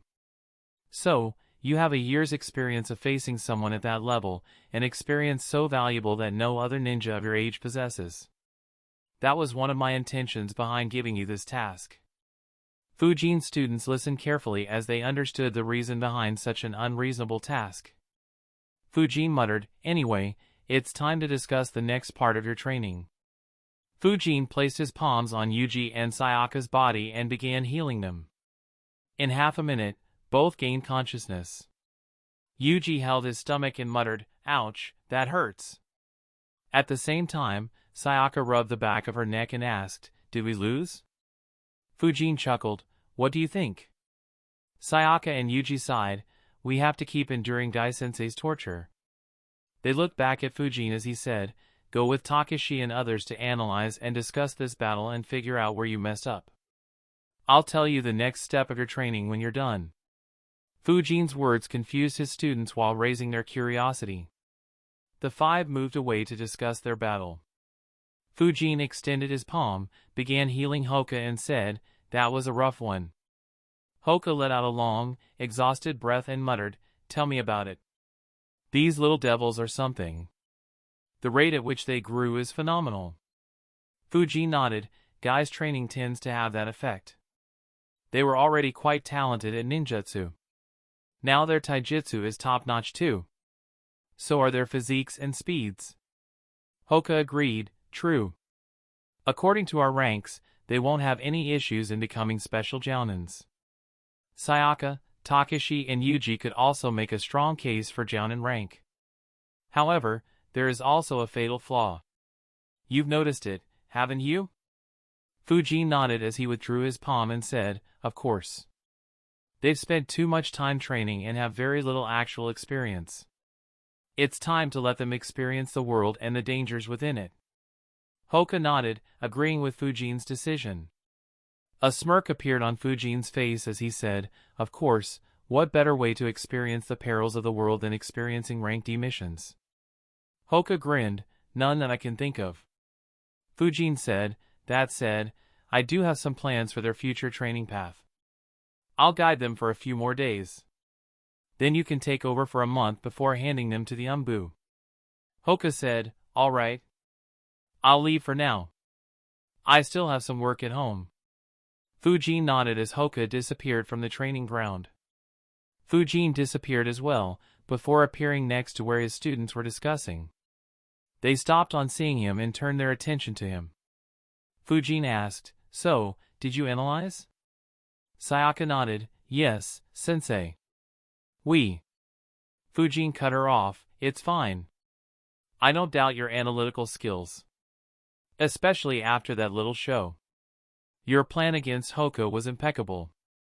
Despite the result, you deserve a pat on your backs for coming up with it. Smiles appeared on their faces and pride appeared in their eyes as they heard Fujene praise them. Though Fujene never mistreated them, praises like these were rare. Fujene continued, you have achieved what I hoped you would achieve in the past year. Daily training under Guy and regular spars with Hoka have improved your strength and skills considerably. However, your absence of actual mission experience is starting to show. So, going forward, you'll start doing missions. This phase of your training is over. Relief washed over Fujine's students as they heard his words. Hikari and Shoma dropped to the ground, tears appearing in the corner of their eyes as they muttered together, our torture is over. The rest cheered gleefully. They longed to hear those words so much that they felt better than even the praise they received earlier. Fujene chuckled, don't relax too much. One of the main reasons why I'm so strong is because I continue Guy's training plan and still do it. If you want to continue growing strong, I'd recommend continuing a similar training regime. If you're free, you should join him once in a while. Fujine's students reluctantly nodded their heads. Fujene smiled at their expressions before continuing, since you wanted to do missions, you'll start doing missions under Hoka. After a month, you'll be inducted into the Umbu like everyone else. In the last year, the remaining orphans living in Fujine's compound had already been inducted into the Umbu. Only his 5 students were left due to Fujine's plan. Needless to say, his words excited the kids once again. It had been a long time since they wanted to do actual ninja work instead of just training. Fujene let them enjoy their excitement for some time before continuing, however, I have some ideas to help you increase your strength to the next level. So, your training will continue for a few more days. If it had been anything else, delaying their ninja journey further would have doused their excitement. However, their reactions were the exact opposite. Whenever Fujene said something similar, their strength increased by a large degree. Having seen how strong Hoka was, they also desired to take their strengths to the next level. Fujene said, Takashi, I'll teach you the wind vacuum technique. If you learn it, your offense will become deadlier than Sayaka's. You could also reinvent your combat style due to how precise, fast, and penetrative this jutsu is. However, it is an extremely difficult technique to master. Right now, there are only 3 ninjas who can use this technique. So, don't be too disheartened if you fail to learn it. Don't forget your most powerful weapon is your Scorch Release. Takashi nodded, alright, sensei. Fujene turned his gaze to Yuji and said, even though I'm not good at lightning release, I have various ideas regarding it. You might be the best person to turn those ideas into reality. If you do, your future journey will be quite smooth. That said, some of my ideas come from powerful enemies I have faced during my journey. So, there's a chance you might be hunted by an extremely strong ninja.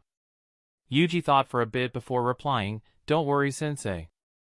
I'll bring your ideas to life. As for being hunted, we don't know who the prey will be.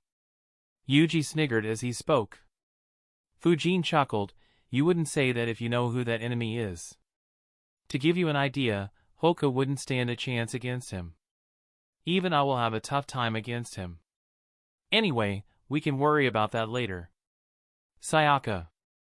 Fujene turned his gaze to his remaining students and said, unfortunately, my affinity to water is non-existent. I could guide you three in wind release, but none of you are talented at it.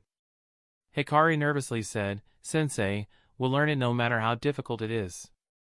However, Fujene shook his head and said, no. If I force you to learn it, it'll have a negative impact on your growth. You should focus on what you are talented and passionate about instead of what anyone else excels in. Only then you'll have a chance of becoming truly strong. Fujene paused before continuing, Shoma, Hikari, the two of you are very talented at ice release. You should focus on it and continue honing it further.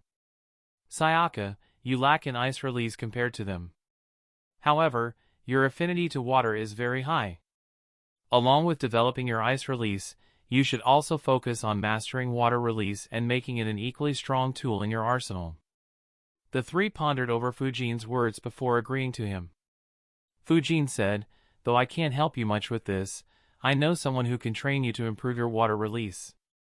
He doesn't know ice release, but has some experience fighting ninjas with ice release. So, he should be able to guide you better than me. Chapter 901, Complications. Better than you, Sensei? Shoma asked in surprise. Fujene smiled and nodded. He said, anyway, all of you are exhausted. Take today off. We'll start our training session tomorrow. As excited as the kids were, they were barely able to stand. The clash with Hoka had left them completely drained. They nodded and went to their rooms to take a nice long nap. Luckily, none of them were injured as Hoka was careful to ensure he didn't hurt them too much and Fujene had healed whatever injuries they still got. Standing alone in the training ground, Fujene entered deep in thought. If his students or Hoka saw him at this moment, they would think Fujene was planning the training of his students based on their recent talks. However, Fujene's mind was in an entirely different place. He wondered, now then, how do I get my hands on Edo Tensei Jutsu? The problem was a rather complicated one. There was a reason Fujene wanted to gain it easily by leveraging his relationship with Hiruzen. Unfortunately, Hiruzen had displayed that he had no intention of giving forbidden jutsus of that level to Fujene just yet. The old man was adamant. Fujene couldn't weasel his way in with some sort of deal like he usually did. Of course, it wasn't as if Fujene didn't have an idea of the reason behind Hiruzen's decision. It hadn't been too long since Konoha was attacked by one of his former students.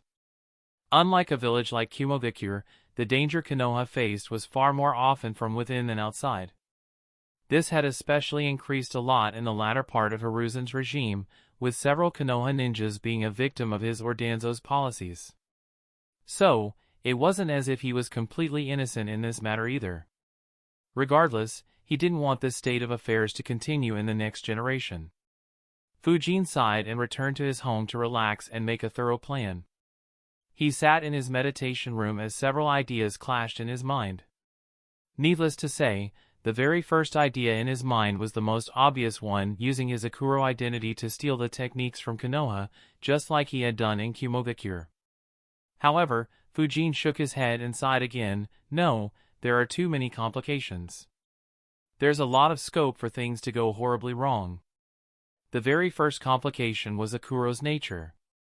He had brutally killed Iwagakure ninjas to get what he wanted. Even though he had tapered down recently, his bloodthirsty nature was well known.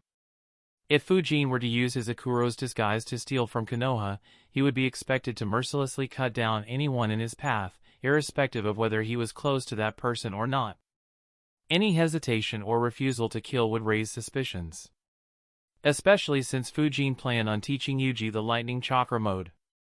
Fujene thought, that said, I could sidestep this complication by simply not fighting. Other villages should soon learn of my recent clash against Darui's squad and that I spared all their lives. I don't think they'll learn of Akuro's belief in karma, but that shouldn't matter much. Not to mention, Iwagakure didn't have a single rank S ninja when I ransacked it. By comparison, Tsunade and Hiruzen always stay within the village. My absence from the village isn't known to others, so I'll be expected to be here as well. Kakashi and Guy are also in the village when not on missions. And there's Danzo, the shinobi of darkness, whose current strength is a mystery to almost everyone. Akuro not wanting to pick up a fight here wouldn't be too strange. No famous ninja in the world would dare to take on such a lineup. Forget the rest, just Hiruzen, who is back on his feet after defeating Orochimaru and sealing a dozen former Kages, is a massive deterrent for any ninja at that level. So, Akuro escaping immediately after being discovered won't raise too many eyebrows. Of course, there will be a small drawback of Akuro's prestige being slightly lowered, but that wouldn't be much. After all, Darui's squad is still alive despite so many clashes with me. And, Akuro hasn't fought against a ninja at the top of the ninja world like Iorinoki. Most villages, including Konoha, speculate Akuro to be a ninja at that level and not someone beyond it. So, this can deal with the first problem. Unfortunately, this is just the start. The next problem for Fujene was a rather peculiar one. It was Fuinjutsu. Konoha's Fuinjutsu was ahead of the other villages by an entire level. Fujene had benefited heavily from it. However, therein lay the problem. In terms of using Fuinjutsu in the battlefield, Fujene had a clear edge over other grandmasters. With the exception of forbidden techniques like the Reaper Death Seal, no one came close to how Fujene had incorporated Fuinjutsu into his combat style.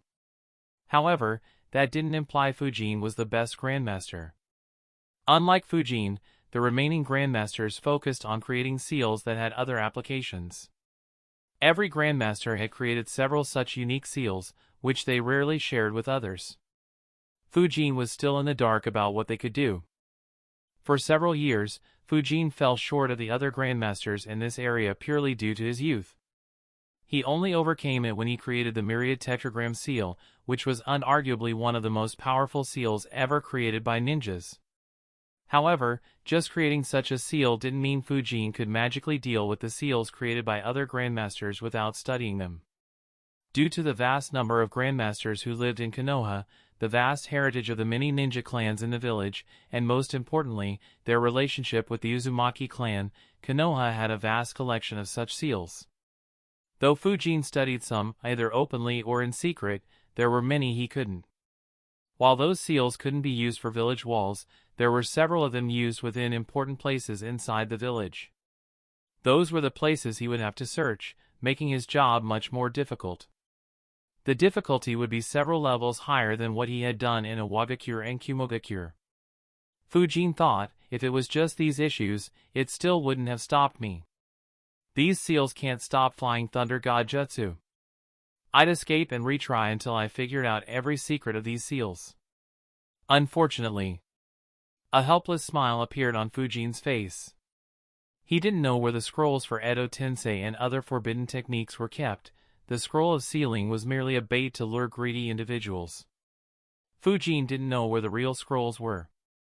It was important to remember that Fujene found no traces of dust release when he ransacked the Tsuchikage building. Though he found the third Raikage notes on how he created the lightning chakra mode, he found nothing about the final version of the lightning chakra mode in Kumogakure. So, finding what he wanted in Konoha would be equally difficult, if not harder due to the above complications. Fujene decided, no, Akuro's way wouldn't work in Konoha. I'll needlessly expose myself too much.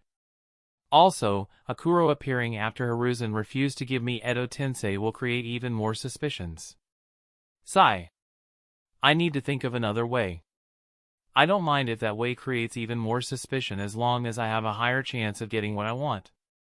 Fujene continued sitting in the meditation room, thinking of every possible way he could get his hands on the Edo Tensei Jutsu.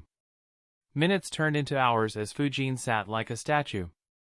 The sun eventually set and a couple of hours later, the last candle in his room burned out, engulfing the room in complete darkness. At that very instant, an idea clicked in Fujine's mind. Fujene tossed the idea away almost immediately due to how absurd and risky it was.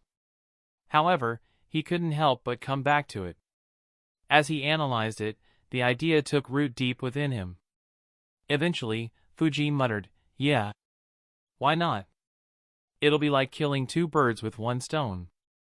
If it works, I'll get everything I want from Hiruzen and perhaps even more. However, can this even be done? If so, how can I do this?" Once again, Fujene fell deep into thoughts, thinking of ways to bring his absurd idea to life. Fujene analyzed for another half an hour before concluding, not only is this absurdly difficult to implement, but there are so many variables and risks that it's almost impossible for things to happen how I want. I need something impactful and alluring. However, what can that be? Fujene continued thinking through the night, thinking of countless ways to implement his idea and tossing all of them out. As the sun rose, Fujene sighed, "Whatever, there's no hurry to implement this. No, I can't hurry even if I could implement this idea. Hiruzen has just rejected me. I need to wait for at least a month or two before making my move. It gives me plenty of time to create a good plan. I can only hope it'll work." Fujene stretched his body as he finally got up. He left his basement and was greeted by the sunrays. Surprise appeared on his face as he thought, "Geez, I stayed up through the night planning this. Oh well, at least I have an idea of where to start. It's time to guide them and make my exit." Chapter 902, Fujene's Training Methods. In the training ground opposite his house, Fujene stood in front of Kakashi and said, "Since I already praised your strength yesterday, I won't analyze your strengths again today. You are well aware of them. Instead, I'll focus on what you lack." Kakashi frowned and muttered, "What I lack?" Fujene nodded, "Your attacks lack the lethality that Yuji and Sayaka possess. Though there's no question of the destructiveness of your Scorch release, they are slightly slow. Any capable ninja will dodge your Scorch jutsus and be far away from the explosion point. By comparison, your wind jutsus are faster. Unfortunately, they lack the deadly power of your Scorch jutsus." Kakashi immediately agreed, "That's true. Another problem I face is that my Scorch jutsus interfere with my teammates' ice jutsus. That restricts me during our spars." Fujene replied, "Though I didn't intend for it, what I plan to teach you may also help you in this area. That said, don't reduce your focus on your Scorch release just because of your teammates. You five won't always stay together." Kakashi nodded, "Of course, sensei. Can you teach me the wind vacuum technique now?" A glint appeared in Takashi's eyes. It was obvious how excited he was to learn this deadly technique. Fujene chuckled, Now, don't get too excited. As I said yesterday, this technique is extremely difficult to learn." Fujene's tone became extremely serious as he added, "In addition, this technique is extremely dangerous. If you mess up, you can die. So, calm yourself and prepare for the training." Kakashi was surprised to learn how dangerous the technique was to the user. He took a few deep breaths to calm himself and said, "I'm ready, sensei." Fujene said, "Good. Now, tell me what you know about vacuum." Half a dozen years ago, Hiruzen had asked the same question to Fujene. Back then, Fujene never imagined him passing this technique on to someone else, let alone merely 6 years later. Luckily, the Umbu trainers had also covered the theoretical studies for the trainees. Fujene didn't need to explain what vacuum was or its properties to Kakashi. After hearing his answer, Fujene nodded, "Good. Wind vacuum technique works on the same principle. Concentrate chakra in your eyes and observe carefully." Kakashi followed his instructions as Fujene raised his right hand and created a wind sphere in his palm. Fujene explained, "The only difference between normal wind jutsus and wind vacuum jutsus is the presence of the vacuum core. Theoretically, you could transform every wind jutsu into a vacuum jutsu. Of course, that's easier said than done. Creating a vacuum core is a complicated matter. Focus at the center of the sphere. I'll show you one of the simplest vacuum cores." Kakashi observed carefully as the winds at the center of the sphere started moving away. In a few seconds, all winds had moved away from the center. Kakashi observed in awe, "What a control over the winds! The winds are moving such that nothing flows through the center. And, Due to the winds, no outside air can enter the center. Though it sounds simple, I can't imagine anyone else doing it as effortlessly and smoothly as Sensei. Fujene pointed his palm at one of the rocks and shot the vacuum sphere. Needless to say, it pierced straight through it before collapsing. Fujene said, "Now you try to create a vacuum core." Under Fujine's guidance, Takashi began practicing.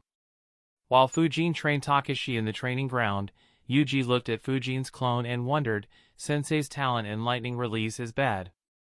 From what I know, he only knows a few rank E and D lightning jutsus. I wonder how he'll teach me. Standing in his basement, Fujine's clone said, "That's what I wondered the most as well." Huh? His reply caught Yuji off guard. He sheepishly asked, "Can you read thoughts now, Sensei?" Fujine's clone replied, "Normally no, but yours were written on your thick forehead." Yuji wasn't sure how to respond. Not wanting to continue the matter, Yuji asked, "Anyway, what idea did you think of, Sensei?" Instead of answering, Fujine's clone asked, "Before I answer you, do you know the lightning chakra mode of the third and fourth Reikage?" Yuji nodded and answered him enthusiastically. As a ninja who specialized in lightning and storm release, that was a technique he was most fascinated by. As he spoke, Yuji thought, "Whoa! I shouldn't have underestimated Sensei.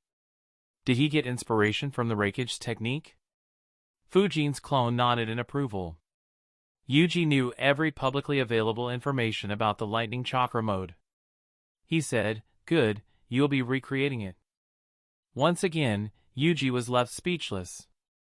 He had high hopes but never expected some so outrageous. He stared at the clone, expecting Fujene to call it a joke. However, the seriousness never left the eyes of Fujine's clone. Unable to bear the silence, Yuji asked in frustration, "How am I supposed to recreate that technique? There are only 2 ninjas who ever learned that and both became the Reikage." Fujine's clone smirked, "Where's the fun in learning something that everyone can learn?" Yuji grumbled, "Easy for you to say. You don't have any affinity towards lightning. How are you supposed to guide me?" Fujine's clone chuckled, "Of course, I can't. I don't even know any rank C lightning jutsus. However, that doesn't mean no one else can. Since you'll be learning the fourth Reikage's technique, he'll guide you." What the fuck? Yuji looked at Fujine's clone as if he had heard the stupidest thing. No sane person would ever imagine the fourth Reikage teaching Iwagakure's most prized technique to a Konoha ninja. Yet, Fujine's clone had said that very thing. Yuji saw as Fujine's clone weaved a hand seal and said, "Don't resist." Yuji immediately felt Fujine's chakra influencing his chakra flow and casting a jinjutsu on him. He restrained his instincts and didn't disrupt his chakra. His vision was covered by mist for a few seconds before it began clearing up. He looked around to notice that his surroundings hadn't changed one bit. There was only one difference. Instead of Fujine's clone, the fourth Reikage was standing in front of him. Before he could understand Fujine's plan, the fourth Reikage spoke in Fujine's voice, "I had a lucky encounter with the Reikage during my recent travels. I got an opportunity to see his technique closely and analyze it thoroughly." Yuji gulped nervously as he thought, only Sensei would call an encounter with the fourth Reikage as lucky. What level has he reached to consider a battle against someone like that a training opportunity? Fujine's clone continued, "I spent quite some time studying his technique after my lucky encounter. I believe I have decoded his technique enough to recreate it. It ain't guaranteed but is definitely worth a try. Unfortunately, my affinity to lightning is terrible. So, this knowledge is more or less useless for me. Luckily for you, your affinity to lightning is among the best. So, you have a shot at learning this technique." Yuji nodded, understanding how precious this opportunity was. Even if he failed to completely master the technique, Yuji understood he would benefit heavily even if he grasped just some aspects of the technique. Fujine's clone continued, "While I can't guide you normally, it isn't an issue for me inside a jinjutsu. Here, I can freely manipulate lightning as well as any ninja. Of course, my chakra flow may not be accurate as I'll be manipulating it based on how I recall the Reikage did. So, you'll have to correct my mistakes and then copy me." As he spoke, a lightning armor appeared around the fourth Raikage. Fujine's clone instructed, "This is how the lightning chakra mode looks. Observe carefully." Yuji didn't need to be told twice. Even before Fujine's clone spoke, Yuji's eyes were glued to the lightning flowing through his body. After a couple of minutes, Yuji sighed, "This technique is incredible. I can't imagine sustaining so much lightning for so long." Fujine's clone said, "Don't worry. I have broken the process down in steps. You'll start taking the baby steps today. As for completely mastering this technique, it'll take you years or perhaps even over a decade. And that's assuming you master it at all." Yuji nodded seriously. Fujine's clone said, "Anyway, I'm sure you have guessed who'll hunt you once you master this technique." Yuji's expression became pale as he muttered, "The Raika." "No, the entire Iwagakure." Chapter 903, Fujine's Training Methods. "The Raika." "No, the entire Iwagakure." Yuji muttered, his fear apparent. Fujine's clone laughed, "That's right. That is why you won't tell anyone else about this training. Be it your teammates, trainers, captains or even the Hokage, no one should learn that you're practicing this technique. As long as no one knows, Iwagakure will not learn of your attempts to recreate this technique and hence won't try to hunt you down. Once you successfully master it, it'll be too late for them to do anything." Yuji nodded, for once without any mischief in his eyes. Fujine's clone sighed, "Unfortunately, life is unpredictable. If you're forced in a situation where you have no choice but to use this technique, you don't need to hesitate. Keeping a secret is useless if you or your friends die, isn't it?" Yuji smiled and nodded. Even though he had been trained under Root for a while, his Root training hadn't been completed. Over the years, strong bonds had developed between Fujine's students. Yuji wouldn't hold back if any of their lives were in danger. However, confusion soon appeared on Yuji's face as he asked, "But how would Iwagakure respond if they learn?" Fujine's clone ruffled Yuji's hair and said, "Don't forget you are my student. Even the Raikage will have to think twice before making a move. As you said yesterday, hunters can very easily become the prey." Fujine's words birthed several emotions in Yuji. To start with, he felt relief and his tension was alleviated. At the same time, he felt a certain awe. After all, how many ninjas in the world could consider the mighty Fourth Raikage as a prey? Above all, Yuji felt astonished as he realized, "That's not what I said." Though similar, the meaning was completely different. Sensei's words show that he'll use me to lure the Raikage into a trap. That's scary to even imagine. While most ninjas in the world would be terrified of the prospect of being hunted down by a great village, experienced ninjas knew it wasn't that simple. Even if the village possessed the capability to kill their target, finding clues about their target's location and tracking them down was extremely complicated. It was why there were so many rogue ninjas. Besides, it wasn't as if Iwagakure never targeted anyone in the past. Fujine had been on their radar ever since he escaped from the trap laid by Darui and his army. They wanted to kill a promising talent long before he matured. However, Iwagakure failed to even trace Fujine for several years due to precautions taken by Hiruzen. When they finally tracked his movements, Fujine had become so strong that very few in Iwagakure could defeat him in the battlefield. Even then, Iwagakure's hunting squads failed to actually encounter Fujine. Eventually, Hiruzen set a trap for Ai, a trap in which Iwagakure jumped blindly. The wounds inflicted by that trap were so deep that they were fresh in the minds of all Iwagakure citizens. Ai still faced the issues created during those events. So, despite his warnings, Fujine wasn't too worried about Yuji being hunted. On the contrary, he could get a chance to fight Ai and possibly kill B, with his real identity, something he would welcome with open arms. Fujine said, "Anyway, that's enough talking for now. I'll start demonstrating the technique step by step. This is the very first step of your training." Fujine's clone displayed what Yuji should do in the Jinjutsu. Since he actually knew the technique, his display was perfect. An experienced ninja would have found it odd and become suspicious. Luckily, Yuji was quite inexperienced and had full trust in Fujene. He paid attention and tried to grasp what Fujine's clone taught him. In another part of the village, a ninja walked into a training ground to continue his training. However, he received a surprise. Even before he entered the training ground, 4 people were waiting for him. His eyes twitched as he thought, I expected him to not show up today after our discussion yesterday. Sigh, please don't tell me he still hasn't given up on it. Fujine's clone noticed him and waved at him without getting off the log he was sitting on. Grandpa, come here. Hiruzen immediately raised his guard. He sighed internally, maybe I shouldn't be training so hard.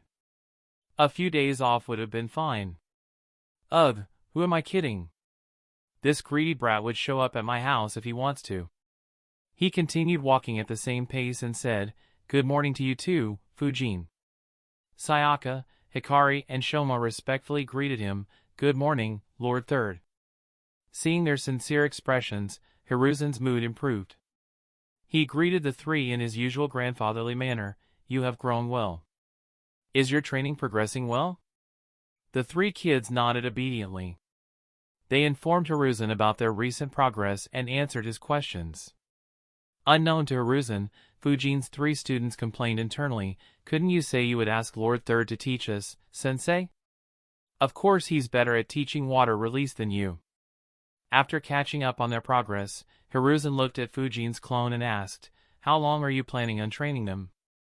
Fujine's clone smiled, Well, that depends on you. Hiruzen asked in confusion, What do you mean? Fujine's clone answered, I want them to improve their water release. Unfortunately, I am terrible at manipulating water. So, I brought them here so that you could guide them to raise their water release to the next level. Hiruzen just stared at Fujene as Fujene tossed the task he assigned back to him. Unlike Fujine's previous requests for the Edo Tensei Jutsu, this wasn't something he could reject. In fact, he wouldn't reject it either way since teaching youngsters was a good way for Hiruzen to train himself again. It was just the manner in which Fujene pushed this job on him that made him want to resist subconsciously. As usual, Fujine's clone ignored all the subtle hints and continued, I'll be training Yuji and Takashi for a week or so. Following that, these 5 will do rank D missions with Hoka for a month. If you want to, you can guide them during that time as well. Once Hoka is done with them, they can join the Umbu like others. Before Hiruzen could say anything, Fujine's clone quickly added, I'll leave them in your care, Grandpa. See you later. Before anyone could react, Fujine's clone dispersed into a cloud of smoke. Back in the training ground, Fujene received the memory of his clone while he was guiding Takashi. He chuckled while thinking, it's a shame he wasn't in a good shape when I left the village. If he had been, I'd have made him guide all the orphans. The old fox really lucked out, hee. Hiruzen looked at the spot where Fujine's clone dispersed and thought, this boy's audacity keeps growing bigger. No, he's just messing with me. Sigh, whatever. It's also possible he gave them to me to help in my recovery. I shouldn't be so quick to judge. That said, Hiruzen found one thing odd. He wondered, Yuji has storm release Kekkei Genkai, which consists of water and lightning release. What does Fujene plan on teaching him? Fujine's students didn't find anything odd in his interaction with Hiruzen. They focused their attention on Hiruzen, wondering what cool jutsus the professor would teach them. Their passionate gazes brought Hiruzen out of his thoughts. He looked at them and wondered, now then, what do I teach them? He instructed, show me your strongest techniques. Over the next few days, Fujine's students received top-quality guidance. Takashi was being taught the wind vacuum technique by the ninja who was the best at it. Yuji received personalized training inside a Jinjutsu while Sayaka and the others were being taught by none other than the professor. Under Hiruzen's guidance, Sayaka, Hikari, and Shoma's water release improved heavily. Hiruzen also worked on their wind release while providing some guidance even for their ice release jutsus. Yuji grasped Fujine's training methods very well. Unlike Sayaka and the others, his training wouldn't show any results in the short term. Fujene merely taught him the basics, with his main focus being on using lightning to temper and strengthen Yuji's physique so that he could handle such a powerful technique. Since his physique wasn't as good as Fujine's physique when Fujene started learning the lightning chakra mode, Yuji would need to spend a long time at this phase before he could move up to the next phase. Regardless, Fujene was more than pleased with his progress. Though it was too soon to say whether Yuji would learn the technique, the lightning chakra mode was more than its final form. Merely attempting to learn it had great benefits for a ninja's physique. And there were incomplete forms of it, like the one Kaminari used to enhance his speed. In merely 5 days, Fujene could see that Yuji will have some form of success. The only trouble Fujene faced was with Takashi. Chapter 904, An Untapped Talent Pool. The only trouble he faced was with Takashi. Takashi created vacuum by moving the wind away from the center of the wind sphere rather easily. Unfortunately, that was where his luck ended. The wind vacuum technique could be divided into several stages. The first stage was to control the winds to remove all air from a spot, thus creating a vacuum. This wasn't particularly complicated, and any moderately talented ninja who specialized in wind release could do it. Takashi did it on the very first day of his training. Unfortunately, this vacuum couldn't be sustained and would collapse immediately after the ninja stopped exerting direct control over the winds. The next step resolved this problem. The second stage included shaping the vacuum to suit the jutsu and then encasing it with a very thin film of wind chakra. In addition, the winds of the jutsu should flow in such a way that they don't damage the thin chakra film even once. This stage also had several shortcomings, something Fujene experienced on the very first day when Hiruzen taught him this deadly technique. Despite being protected, the vacuum core would collapse quickly after piercing through a target since it would absorb the matter that it pierced. Though the vacuum core strengthened the wind jutsus considerably, they could only be considered as a slightly version of their respective wind jutsus. The third stage was where the true terror of the wind vacuum technique became visible. This stage included creating complicated vacuum cores which would no longer be made of only vacuum. Chakra and even wind flowed through some parts of this core, much like veins in the human body. Instead of diluting the vacuum, these veins ensured that the vacuum was sustained for far longer as it pushed out whatever matter was absorbed into the vacuum core. Only after completing this stage could a ninja be said to have learnt the wind vacuum technique. Fujene, for a long time, was at this stage. Of course, wind vacuum technique could improve further. Fujene made massive improvements by creating new and improved vacuum cores, increasing speed, unpredictability and penetrative power of bis jutsus. He improved drastically after learning to create a cluster of vacuum cores inside one another from Danzo. Regardless, simply learning the third stage was sufficient. Fujene expected Takashi to face troubles at the third stage. However, he was wrong. Forget the third stage, Takashi couldn't complete the second stage despite receiving Fujine's guidance for 5 days. No matter how Fujene guided him, he simply failed to grasp it. Even at the end of 5th day, over 95% of his attempts to create a decent vacuum core ended in failure. The few that could barely be called a success ended in failure as well, since he couldn't maintain winds around it and any attempts resulted in the winds tearing the thin chakra film. In the end, Fujene thought, I overestimated his talent at wind release. I managed to do this one the first day itself. No! Fujene realized, it's not that his talent is bad. It's just that my talent at wind manipulation is simply too absurd. It'd be more appropriate to say I underestimated my talent. Back then, Fujene was engrossed in Hiruzen's training. So, he had failed to notice the shock Hiruzen felt at how quickly Fujene had grasped the difficult technique. Fujene thought, even if I credit my talent in space-time ninjutsu to my transmigration, there's no way I can credit my talent in wind manipulation to myself too. After all, I was just a normal guy without any talents that could help me in this deadly world. My transmigration shouldn't have modified his talent in any way, other than the space-time ninjutsu. Still, even though I didn't receive any cheats or free power-ups, I can't deny I was extremely lucky to transmigrate into such a talented kid. To think that he would have been nothing but just another nameless face in Konoha. Despite reading Naruto several times, he had never seen anyone named Fujene. Considering that Danzo didn't recruit the young Fujene, his guess was that the real Fujene either never became a ninja or became one of the many mediocre Genins. The realization surprised Fujene a bit. He thought, to think someone with such an immense talent would be completely overlooked and live an average life. The only difference between me and him are my memories of my past life and knowledge of some of the future events in this world. To think that a single factor could result in such a different life trajectory. I used my knowledge to create a proper training trajectory for me, while using my experience of a lifetime to shamelessly get help from anyone who was willing to help me. Of course, the biggest factor behind my sharp rise was the amount of training I did. Fujine's training schedule was borderline insane. It had been over 10 years since he transmigrated into the Naruto world. Yet, he was still completely focused on strengthening himself further. Fujene prioritized nothing over his strength. This wasn't normal.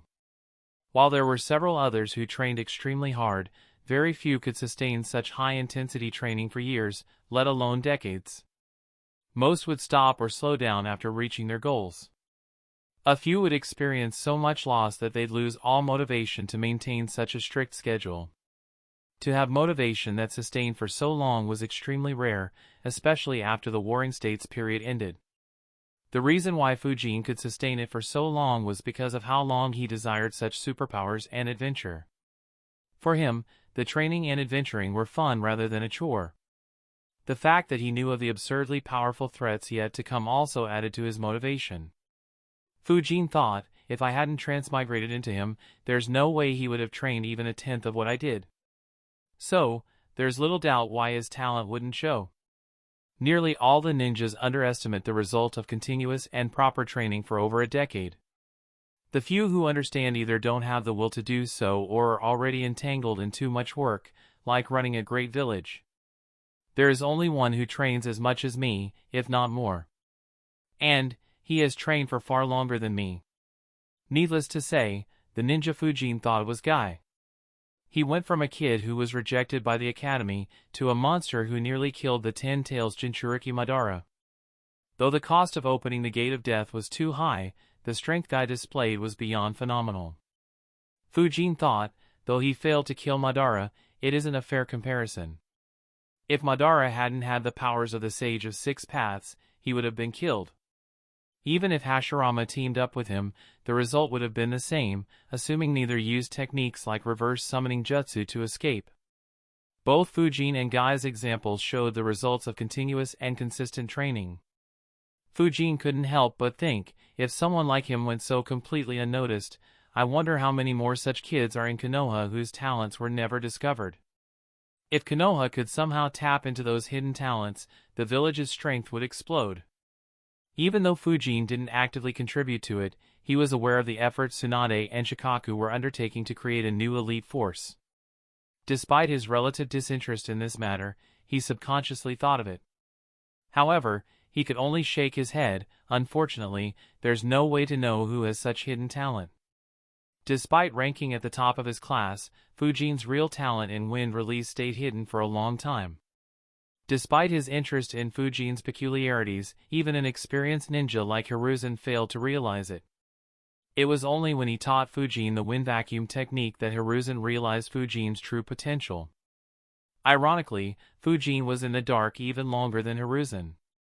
It was only when he created the wind domain that Fujene got an idea of his talent. So, it was a hopeless prospect. Takashi didn't know what was going through Fujine's mind. He only saw Fujene shaking his head in disappointment and sighed internally, "Sensei is disappointed in me. It's been 5 days, but I still haven't learnt this." He asked, "Sensei, I still can't do it.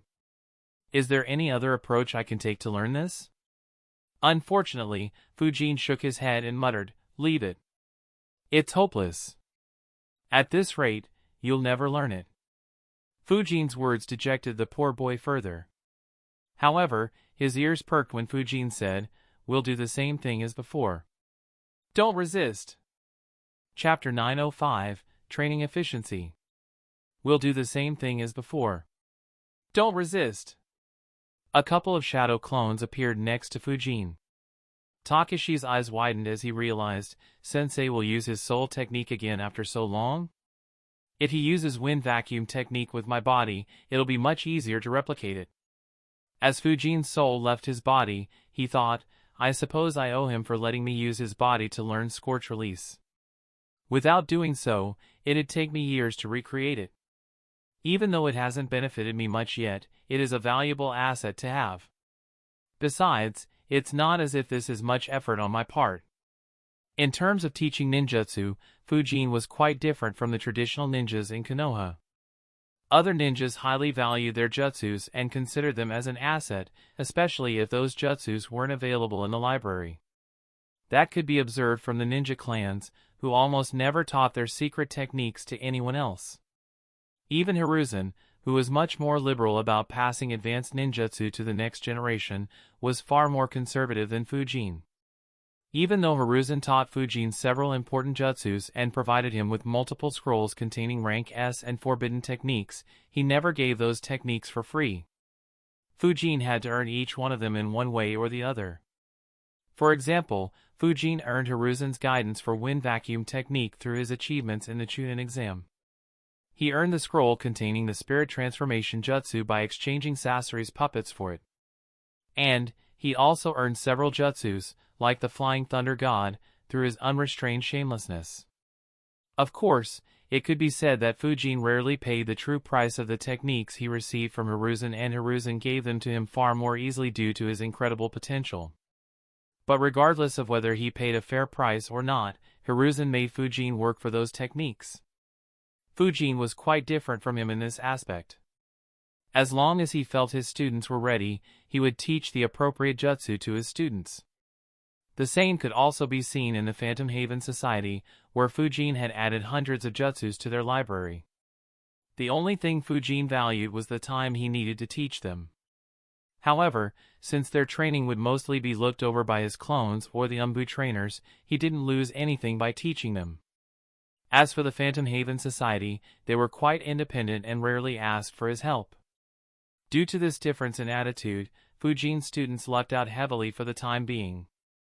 Not only was Fujene teaching Takashi and Yuji some extremely advanced techniques, but he also gave his remaining 3 students the opportunity to learn from Hiruzen. More importantly, Fujene didn't hold back while teaching, making learning as efficient as he could. Fujine's soul entered Takashi's body and took control of him with ease since Takashi didn't resist. Takashi heard a voice in his head, "Be attentive. Feel how your chakra moves." Fujene raised Takashi's right arm slightly and a vacuum core started forming. He properly demonstrated the second stage of the training several times. With such immense help, Takashi started grasping the fundamentals of the technique. Fujene, who was still guiding Takashi, couldn't help but think, it's astonishing to see how many jutsus that can increase training efficiency and speed are available in the village. Even more surprising is that none of them were created for this purpose. The Shadow Clone Jutsu played an invaluable role in my rise. Spirit Transformation Jutsu can be used in this manner to teach the jutsus in the most efficient manner. If there were more users, this would have been very common. There's also the Edo Tensei Jutsu. Konoha could revive expert ninjas and have them personally guide the youngsters here in techniques they were proficient in when they were alive. And that's just the tip of the iceberg. Fujene couldn't help but think of all the ways to enhance training efficiency. At the same time, he could pity how these tricks were almost never used. Fujene continued guiding Takashi, who learnt the second stage before the sun set. The next day, Fujene started demonstrating the third stage of the training. He formed a vacuum bullet at the tip of Takashi's fingers. Though the third stage was far more complicated, Takashi started getting a grasp over it rather quickly due to the spirit transformation jutsu. On the 7th day, Takashi finally launched a proper vacuum bullet from his fingertip. A glint appeared in Takashi's eyes as he saw the vacuum bullet pierce through everything in its path for several dozen meters. Fujene smiled and said, "Good, you finally got it." Takashi immediately replied, "Thank you, sensei. I couldn't have learned it without your help." Without a hint of politeness, Fujene nodded, "It's good that you remember it. Never forget it, since wind vacuum technique is very dangerous. Observe carefully. Takashi followed Fujine's gaze and his eyes landed on Fujine's shadow clone. He saw as the clone pointed its pointer finger at a tree. A vacuum core started forming. Initially, Takashi felt it was a normal vacuum core. After all, he had seen Fujine create thousands of those over the last few days with zero effort. However, his eyes suddenly widened as he realized, wait a minute. That core is unstable. Before he could react, the core collapsed, sending small wind projectiles flying in every direction. The clone was dispelled on the spot. Fear appeared in Takashi's eyes as one of them headed straight at his chest. Its speed was so high that he didn't have any time to dodge it. Luckily, he felt Fujine's hand on his shoulder as both disappeared and appeared on a tree branch. Takashi took a deep breath and muttered, "What the hell was that?" Fujine explained, "That's what could happen if you create an unstable core. It is as dangerous for you as it is for others. One mistake and you could lose your life." From what I heard, several talented Tsunade ninjas lost their lives while trying to learn the wind vacuum technique. That is why they have now listed it as a forbidden technique. Takashi nervously nodded, realizing how dangerous a single mistake can be. Fujine continued, "Even though you finally learned it, it was more due to me forcefully making your body use it than you learning it on your own. It shows your control over the wind isn't good enough yet. For your own safety, you shouldn't attempt to create vacuum cores inside your throat like I do. Simply stick to this one technique. If you keep training, you'll improve it to a level where it'll pose grave danger to any of your enemies." Takashi started to nod again when his head suddenly froze and his eyes widened in fear. A small cut opened up on his left cheek. He quickly looked back, seeing the holes left behind by the vacuum bullet that grazed past him. He turned his head quickly and looked at Fujine's finger, which was slightly raised. Fujine said, "As you can see, its biggest advantage is the element of surprise. All you need to do is sneakily point one finger at your enemy and fire it while they are least expecting it." Takashi held his cheek and complained, "It's cool, but did you have to cut me?" Fujine chuckled and healed him while answering, "Well, it helps to make the point, don't you agree?" Takashi reluctantly nodded. Fujine pointed his right hand in another direction and said, "Once you improve, you can do this with just this technique." Takashi saw as Fujine launched a continuous barrage of 15 vacuum bullets from his fingertips in under a couple of seconds. Fujine suddenly stretched his palm, pointing all 5 fingers in that direction. To Takashi's surprise, 5 vacuum cores formed at the same time on Fujine's fingertips. Fujine launched a similar barrage, except it consisted of 5 times as many bullets. Fujine asked, "So, what do you think? Would not creating vacuum cores in your throat affect the lethality of this jutsu?" Takashi thought for a bit and answered, "It should, but this is plenty strong. If any ninja can survive such a barrage, I doubt shooting vacuum bullets from my mouth will make a difference. However, could I create vacuum cores for jutsus I don't form inside my mouth?" Fujine nodded, "Yes, the blade of wind jutsu can be modified with the wind vacuum technique too. However, its core is much more complicated. For now, stick to this technique. When you are ready, I'll teach it to you." Takashi immediately thanked Fujine. The two continued training for the rest of the day as Takashi's control kept increasing. Chapter 906, A Secret. Unlike Takashi, who needed extra help, Yuji had performed as per Fujine's expectations. Fujine's clone said, "You've done well in the past week, Yuji. However, the lightning chakra mode isn't a technique you can learn in a few days. Even the 4th Hokage needed to train for years to learn it. When I leave, focus only on the basics I taught. Your goal right now isn't learning the lightning chakra mode but to use lightning to refine and strengthen your body. Got it?" Yuji nodded, "Yes, sensei. I'll train my body with this whenever I am alone. Besides," Yuji laughed mischievously, "with how quickly my strength, speed and reflexes are improving, I don't need any flashy techniques." Even though he said that, Yuji's mind was lost in how much easier pranking would be now. Fujine's clone realized it, but didn't say anything. After all, it was one of his few entertainments. He thought, still, the kids have grown. They won't prank much now. Maybe I should create a prank club in the academy.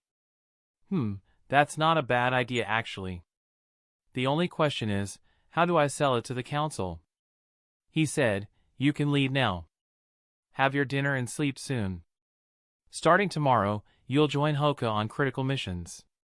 Yuji nodded excited and left Fujine's house. Alone in the basement, Fujine's clone thought, 8 days. I wasn't planning to stay here this long. However, it's fine. My plan is ready. I just need to implement it now and get it. Fujine's clone thought longer and shook his head. No, I can't act too quickly. It'll raise suspicions. Even though me being suspected won't have much of an impact on me now, there's no need to burn the bridges. At least not when the benefits don't outweigh the losses. The next morning, Fujine met up with his students in the training ground. He looked at the 3 Yuki kids and asked, is your training done? Sayaka answered, Lord Third still wants to guide us. However, he said we can do missions. He'll train us after our missions are done. Fujine nodded, but was slightly surprised. His confusion was regarding Hiruzen's decision to allow his students to do the missions or to continue teaching them. Fujine understood that very well. Sayaka and the others were very talented. Someone like Hiruzen would love to teach them. As for missions, it didn't matter. Advanced ninjutsu training was very chakra intensive. They could barely train a few hours before their chakra reserves dried out. So, doing rank D missions wouldn't affect their training. What surprised Fujine was that they still called him Lord Third. Fujine couldn't help but think, that's weird. He has been with them for 1 week and hasn't made them call Grandpa? Is he sick or something? Fujine asked, say, what all did he teach you? Sayaka, Hikari, and Shoma excitedly informed Fujine about everything Hiruzen taught them. In the end, Hikari said, he taught us well, but I don't know how to say this. Fujine asked, what is it? Hikari nervously said, it felt like he was a bit reserved while teaching us. It didn't feel like how you teach us, sensei. Shoma added, I felt the same, sensei. Did we disappoint him somehow? Had it been anyone else, they wouldn't have felt the same way. Unfortunately, they had experienced Fujine's unreserved guidance, causing them to instinctively feel as such. Fujine chuckled, don't overthink it. That's his nature. You know what? I'll tell you a trick you can use if you ever want to learn something from the old man. Fujine crouched down slightly and said in a soft voice, however, this is a secret. Use it when you have to, but never tell it to anyone else or say I said it. Also, don't overuse it. Use it only for something that is worth his help. Deal? Fujine's students nodded curiously. Fujine said, if you want something from him, call him Grandpa endearingly. His reserved nature melts away when you do it. Fujine's students looked at him suspiciously, wondering if he was messing with them. However, there was no such indication on Fujine's face. Other than the absurdity, they had no reason to doubt their teacher. Sayaka suddenly recalled, wait, didn't he call Lord Third Grandpa when he asked him to train us? Does this trick really work? Are you excited for your first official mission? Fujine's students looked back as they heard Hoka's voice. He had flickered right behind them. His appearance excited them even more as Yuji enthusiastically answered, ready as ever. Seeing their enthusiasm, Fujine chuckled, run along now. Don't slack off on your training due to missions. Also, give 100% to your missions. Only then can you complete them all. Yes, sensei. His students replied. Hoka asked, are you sure you don't want to come? Fujine thought, as fun as that would be, I need to refine and absorb Manitabi's chakra. I have delayed it for far too long. Not to mention, I also have to do that. Fujine shook his head, I'll be leaving now. I extended my stay due to their training. Now that it is completed for the time being, I'll get back to my mission. Hoka replied, your loss. The group bid farewell and left, leaving Fujene alone in the training ground. Moments later, Fujine's presence disappeared from the training ground. Not only was he no longer there, he wasn't inside Konoha either. In less than a second, he appeared on an uninhabited island in the land of water after teleporting a few times. Fujene glanced at the seas surrounding the island and thought, the land of water. I still haven't remembered how Yagura died. Mei. She isn't bad, but she isn't strong enough to beat a perfect Jinchuriki. She is nowhere near that level. By extension, no one else in the land of water is. Did they have some special seals that could sever or restrict Yagura's connection to Isabu? That could theoretically allow them to kill Yagura. Another possibility is that their second Jinchuriki aided them somehow. However, neither of these two options are very likely. The other Jinchuriki isn't perfect and the seal should be more advanced than the 5-element seal to work. I suppose there's a chance someone pulled a successful sneak attack.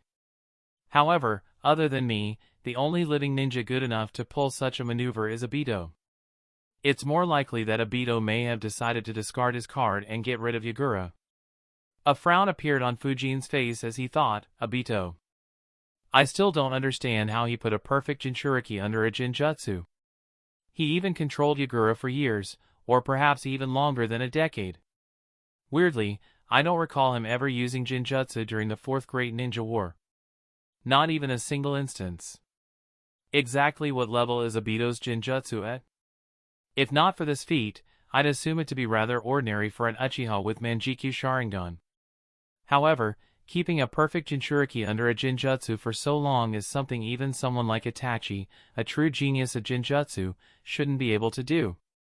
Perhaps the only one who could do it is Shursui, but even he has to pay a huge price. How did Obito do it?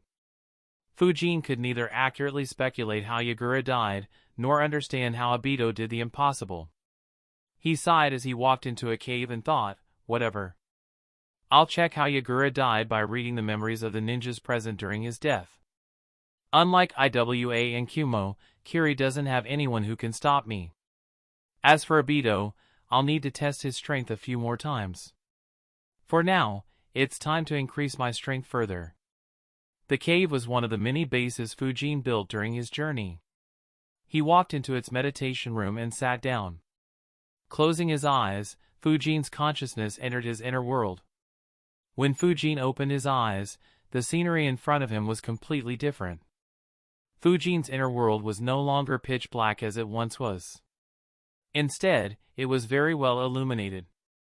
The source of the light was none other than the artificial chakra lake at the center of his inner world. It was now completely filled and overflowing. Chakra traveled through the channels surrounding the lake and flowed into the deep valley. Yet, the chakra couldn't illuminate the valley. It almost looked like Fujine's chakra was flowing into the abyss, never to return. Chapter 907, Another Boost. Fujene glanced at his chakra flowing into the valley and thought, this valley truly is enormous. It's been a year and I don't think I have filled even 0.1% of its volume. That said, I haven't been entirely focused on it. Majority of my time was spent trying to fill this lake and I had to draw chakra from here several times, affecting the speed at which these artificial reserves leave. Oh well, it doesn't matter. Even though my chakra reserves have grown tremendously, the lake still has enough chakra to refill my reserves over 18 times. I'd escape long before anyone forces me to that extent. Once my chakra grows further, filling this valley would become easier. As of now, I don't need to focus too much on it. Fujene created a couple of shadow clones before he sucked Manatabi's chakra from the pot and sealed it inside the floating refinement sphere in his inner world. In an instant, the sphere started glowing brightly, its rays slowly eroding Fujine's inner world.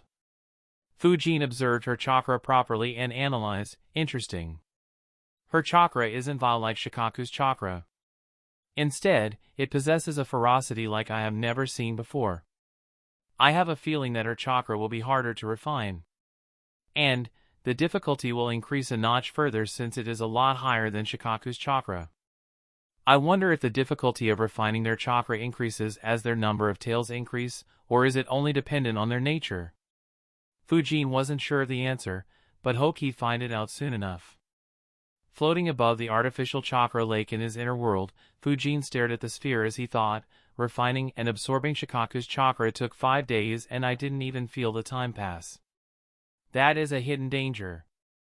If I'm so lost in this process that I don't sense anything happening outside, I can fall prey to a sneak attack. Of course, this base is very well protected with my seals, but I shouldn't be overconfident. There are ninjas with peculiar abilities like Obito and Zetsu, there may be better grandmasters than me and Jashin, and there's always a risk of something unexpected happening, like say a tailed beast bomb dropping on my base. I can never be too careful. So, I'll maintain a couple of shadow clones outside while I refine the chakra. I'll also wake up every few hours and check whether I can battle while I'm refining the chakra. According to my calculations, it shouldn't be an issue since even a full-tailed beast can't break through the sphere. The only damage should be the eroding light the sphere emits due to their resistance, but it isn't that big of a problem.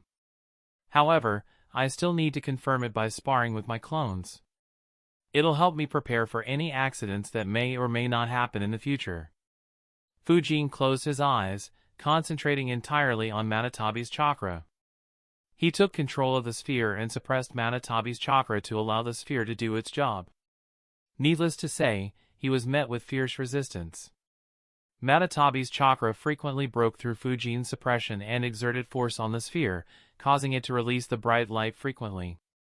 Fujene didn't let up on the pressure and continued suppressing Manatabi's chakra every time it broke free. He had a hard time, but he started refining and absorbing minuscule amounts of Manatabi's chakra. Very soon, he lost track of time and became completely absorbed in the training. You little shit. I'll fry you with my lightning and eat you for dinner. Yuji threatened the cat he was holding by the back of its neck. Unfortunately, there wasn't a hint of fear on the cat's face. Before Yuji could lose his temper, Hoka said, "If you harm it, your mission will be considered a failure. I'll have no choice but to send you to Gaisan for more training." His words caused Yuji and the rest to shiver involuntarily. Yuji controlled himself while others stared at him. His expression turned dark as the cat looked at him smugly. Sayaka said, "This time, don't let it escape." Yuji snorted, "Even if someone breaks my arm, I won't lose this little shit. Let's go and give it to Lady Fifth." The group flickered towards the Hokage building. Hoka followed them while thinking, "I thought I'd just take missions from the mission center to have some fun with these kids. To think that Lady Tsunade would learn about this and personally look over their missions. As I expected, everyone just wants to tease the newbies." While Fujene battled against Manatabi's chakra, his students spent time performing the most frustrating missions in Konoha. They spent their days finding lost pets, looking after babies, trimming a garden, pulling out weeds and other similar missions. Their frustration grew each passing day, but the threat of being sent back to Gai made them grit their teeth and complete the missions. For the first time, they got a taste of the dark side of the ninja world. They weren't the only ones who received a surprise. Tsunade received a report that left her in confusion. Resting her elbows on the table, she thought deeply, trying to make sense of the situation. She analyzed, Akuro clashed with Iwagakure once again. This happened over a week ago, around the same time Fujene created a mess in Iwagakure. Akuro defeated Darui's group but didn't kill a single ninja. What is wrong with this fellow? The number of ninjas he kills decreases every time. Why is he picking fights with Iwagakure then? More importantly, why did Iwagakure try to suppress this report and recall the ninjas? Tsunade thought for a long while before saying, "Shizune, bring Shikaku here." In a secret base inside of a cave on an inhabited island in the land of water, Fujine's eyes opened. A faint warmth pulsed through his body before fading, like something powerful had just settled into place. His breathing was steady, but he could feel the difference. His body felt lighter, stronger, more responsive and energetic. He felt a quiet heat deep within him, steady and constant, as if a new source of strength had taken root. A sigh escaped his lips as he muttered, 12 days. But I finally succeeded. Even though his voice sounded tired, his expression didn't display a single hint of exhaustion. On the contrary, his lips were curled up. Just like Shikaku's chakra, absorbing Manatabi's chakra provided him with huge benefits. There were several other aspects that made him happy as well. Fujene thought, absorbing Shikaku's chakra took just 5 days, but it won't be fair to compare the two so directly. The breaks I took daily severely slowed down my progress. Without them, I'd have done it a day or two earlier. That still makes it more than twice as long, but Manatabi's chakra was also more than twice of that of Shikaku. Not only did her chakra fought back more fiercely, but since it was larger, its resistance was far great too. Theoretically, the time I took should have been far greater than just twice. Perhaps, I would have needed an entire month if I tried absorbing this instead of Shikaku's chakra back then. The reason it didn't was simply because my strength has grown tremendously since then. The greater my strength, the easier it'll be to refine a tailed beast's chakra. Unfortunately, Fujene let out a deep sigh. My improved strength seems to have no effect on the efficiency. I lost nearly 60% of Manatabi's chakra once again. Fujene couldn't help but feel pity. It was an extraordinary amount of chakra and could have helped push Fujene even further. Unfortunately, it was all wasted. Fujene thought, leave it, my gains are still huge. My chakra reserves have nearly doubled. Compared to before Tsunade increased my cellular activity, my chakra reserves are 5 times larger. Since it's an all-round growth, my physique and spirit have gone proportionally as well. And, this isn't my only gain. Fujene extended his right arm forward and a blue fire lit in his palm. Chapter 908, In Release. Fujene extended his right arm forward and a blue fire lit in his palm. He thought, when I absorbed Shikaku's chakra, my affinity to wind and earth grew. Since my affinity to wine was already remarkable, the boost wasn't substantial, but the boost to my affinity to earth was beyond what I imagined. With just a year of training, I could create a mess in Iwagakure with just my earth jutsus. However, the boost my affinity to earth received then isn't even comparable to the boost my affinity to fire has received due to absorbing Manatabi's chakra. When Fujene used elemental crystals to understand his affinities in more depth, his affinity to fire was the 3rd highest. It was considerably higher than his affinity to earth, though it lagged behind his affinity to lightning by a large margin too.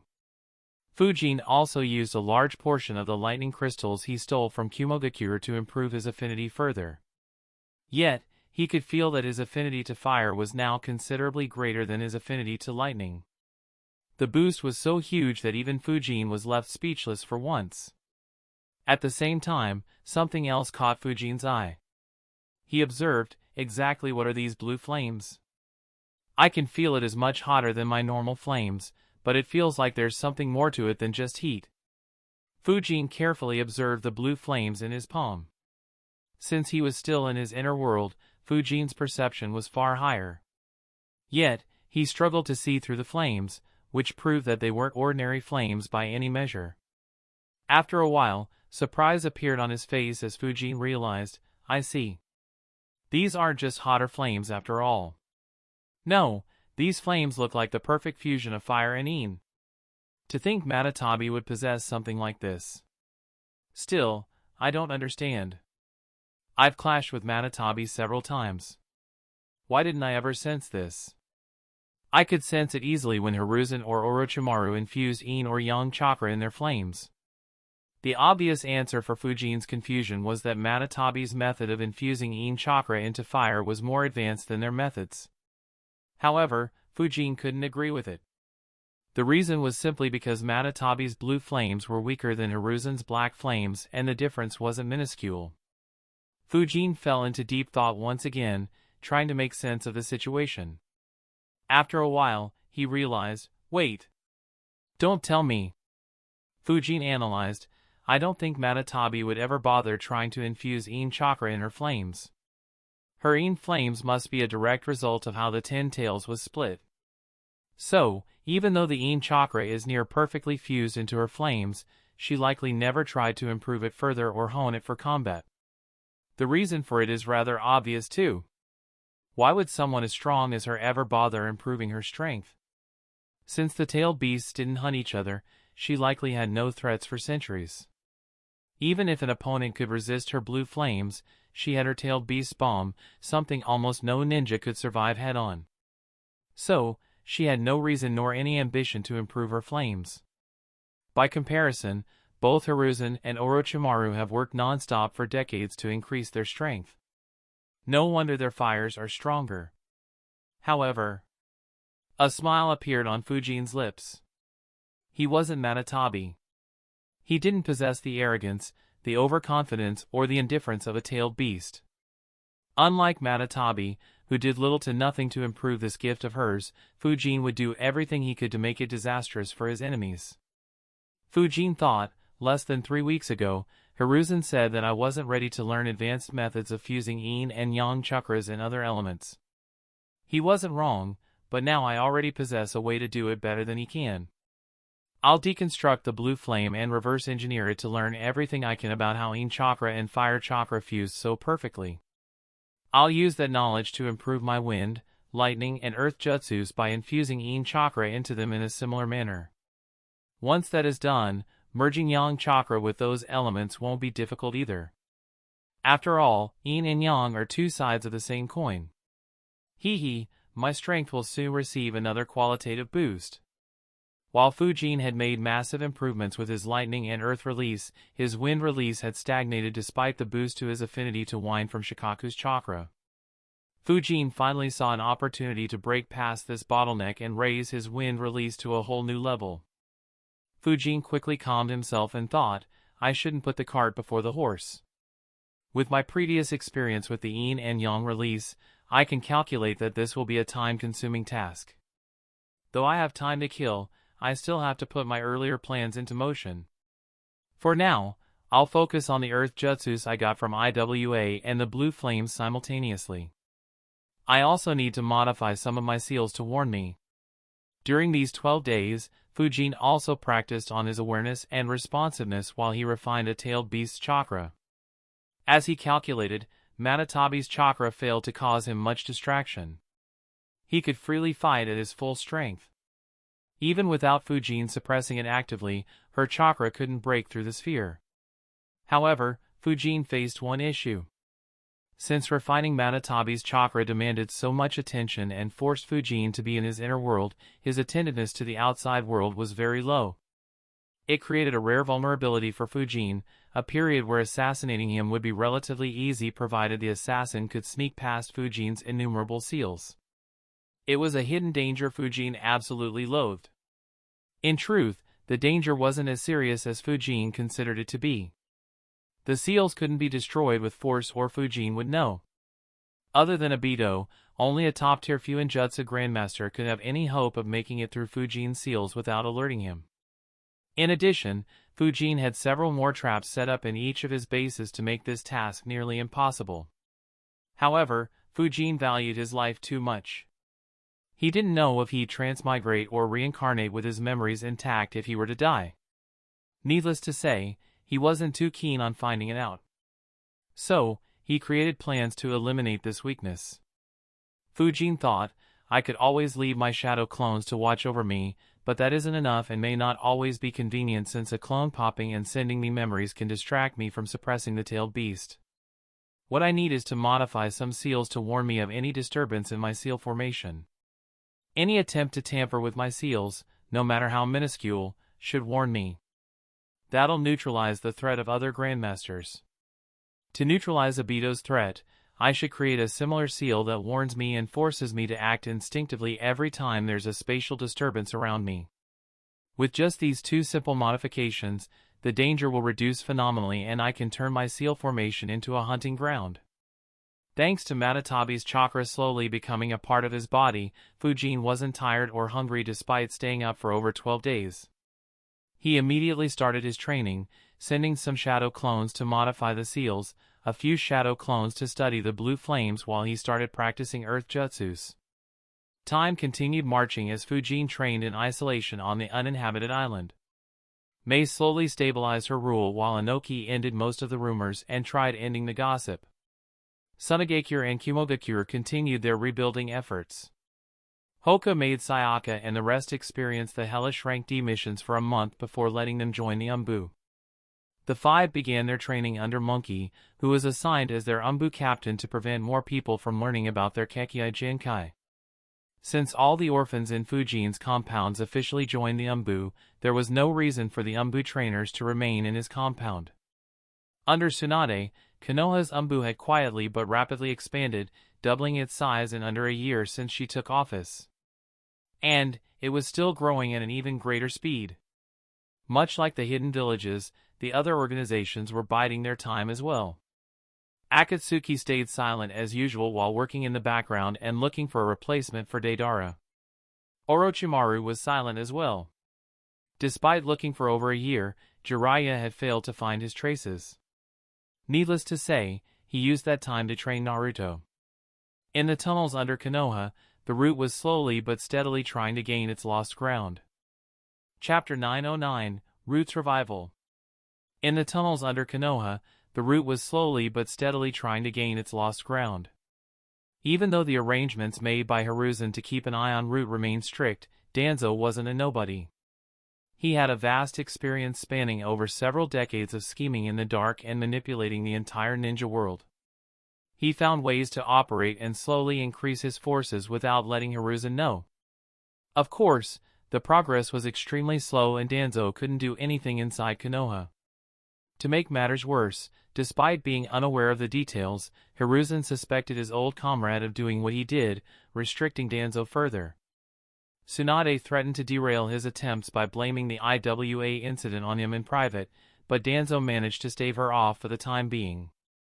However, it increased the pressure on Danzo even further. Whatever little room he had to play was restricted further. With him not getting any younger, Danzo was getting more than a bit desperate. He understood that if he didn't get a breakthrough soon, it would be impossible for him to make a political comeback, let alone achieve his long-cherished dream of becoming the Hokage. Fortunately for Danzo, he would get this opportunity on one particular day. A Root ninja, wearing a wolf mask, entered Danzo's office, handed Danzo a scroll and reported, "Danzo-sama. We just decoded the report from Shurabe. He has found traces of a lightning crystal mine in the Land of Fire." Danzo's left eye widened. He quickly opened the scroll and began reading. A few hours ago, 2 Root operatives silently moved through the thick woods of the northern Land of Fire. They had successfully completed another one of Danzo's secret missions without leaving any loose ends or witnesses. Suddenly, one of them, Shurabe, paused his step. The sudden change surprised his teammate Higure, who asked in a low voice, "Did you sense someone?" Since the Root missions had to be kept a secret from Hiruzen and Tsunade, the two had to be very careful to not be spotted by other Konoha ninjas. Needless to say, they were disguised as normal Umbu ninjas, decreasing the chances of any Konoha ninja troubling them needlessly. However, it never hurt to be more careful. Shurabe didn't answer at first. His fingers were already pressing against the ground, eyes narrowing as he focused. Chakra spread subtly around him with minimal output and no detectable trace. Finally, Shurabe muttered, "There's residue chakra in the air." Higure frowned and asked, "Is there someone nearby? Or, was there a huge battle nearby recently?" Shurabe shook his head. "This doesn't look to be from a person. It's static and extremely sparse, but at the same time it also feels dense and powerful." Higure wondered, nature energy? What did he sense? Continuing sensing, Shurabe began walking towards the source of the chakra while saying, "I have had such a feeling before."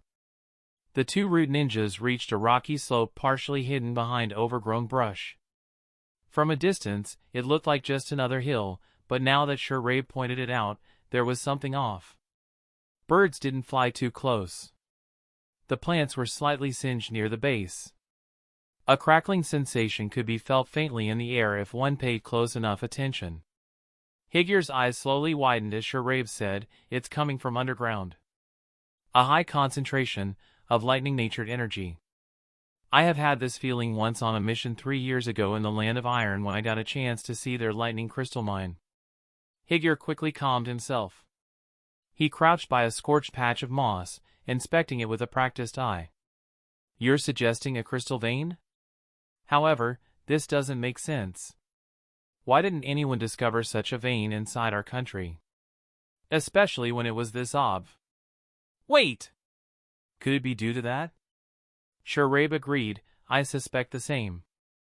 3 days ago, a massive earthquake rocked the northern parts of Land of Fire along with the southern parts of the Land of Fong and the Land of Waterfall. The earthquake should have caused this hidden vein to surface. We were lucky to come across it first. Higure's excitement grew. On their mission, they both had experienced the earthquake and understood its magnitude better than anyone else. He impatiently said, Quick, let's inspect the vein and see if your analysis is accurate. However, Shurabe shook his head, no, that would be no different than suicide. The energy in any crystal vein is more than enough to kill a ninja. Entering it without following proper procedure and techniques will expose us to its wild energy.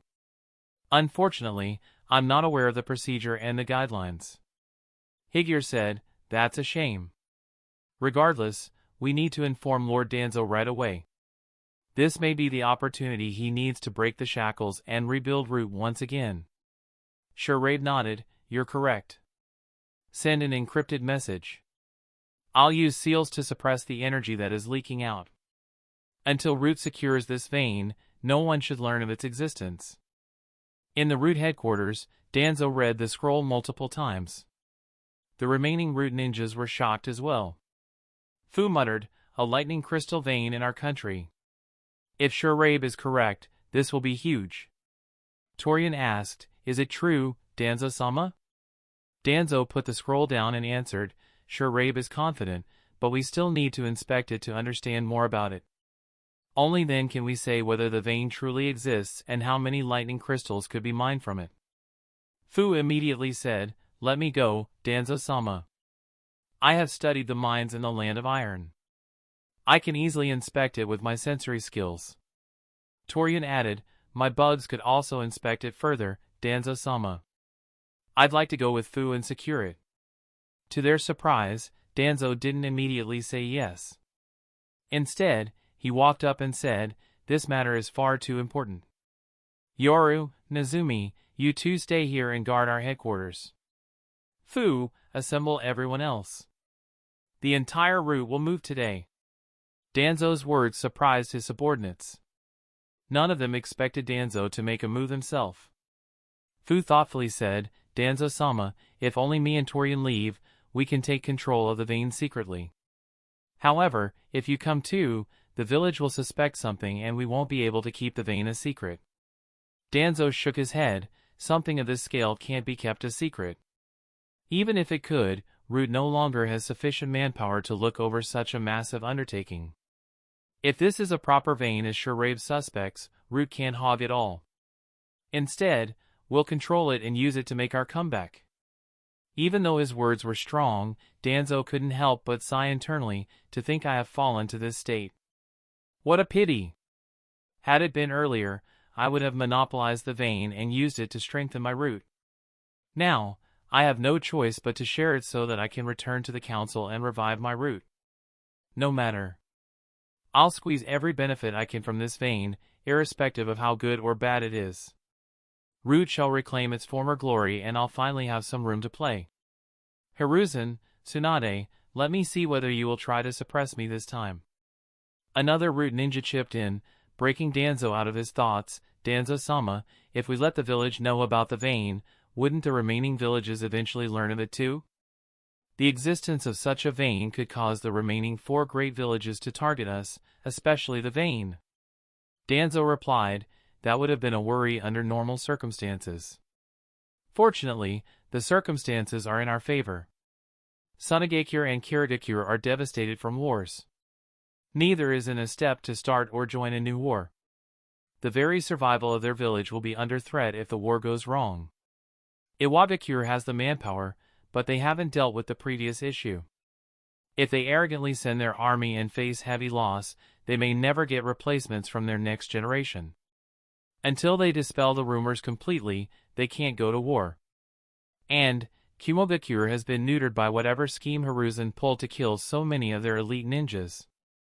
They have steadily kept losing more of their ninjas following that incident, be it in the Land of Rice, their frequent clashes with Akuro or their clash with Orochimaru. As of now, they aren't a threat either. So, none of them will attack openly. Even if they decide to, Hiruzen can ally with Suna and Kiri by giving them some benefits. So, now is the perfect time to act. Danzo looked around to see every root ninja in the headquarters being present in his office. Chapter 910, Horror. When Hiruzen defanged Root after Danzo's confrontation with Fujene, Danzo was left with merely 10 subordinates. He had a few outside the Root that escaped Hiruzen's notice, but those could be counted on one hand. Among those 10 subordinates, 2 were in the northern parts of the Land of Fire, 1 was on a different secret mission, and the remaining 7 had assembled around Danzo in the Root headquarters. Danzo commanded, "Nezumi, disguise a shadow clone and take my place in the headquarters. If Hiruzen or Tsunade send anyone to check on me, fool them for as long as you can.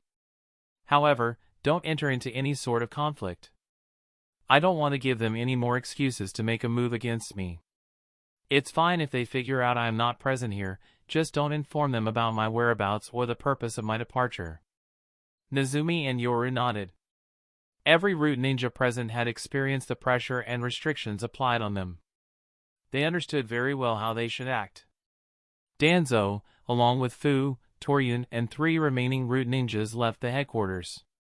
They left through one of the many tunnels connected to the Root headquarters. As they moved, Fu said, "Danzo-sama, since this tunnel is so long, Lord Third typically positions a Hyuga special jounin to watch over its exit. It'll be difficult to leave without being noticed from here." Despite Fu's concern, Danzo said, "I'm aware. Continue moving." It was just another day for Hyuga Ishii. A yawn escaped his lips as he kept an eye at the exit of the tunnel and thought, it's been 6 months and there hasn't been any movement here. Sigh, why did Lady Fifth assign me such a boring task? He complained inside his head for a while as usual before thinking, if the pay wasn't so good, I would have quit a long time ago. The Umbu didn't generally induct Hyuga ninjas due to their curse seal. However, since they were so effective at surveillance, Tsunade and Hiruzen recruited a few Hyuga special jounins to keep an eye on some of the tunnels extending from Root's headquarters. Hyuga Ishii was one such special jounin. Despite his boredom, he didn't lax and did his job dutifully.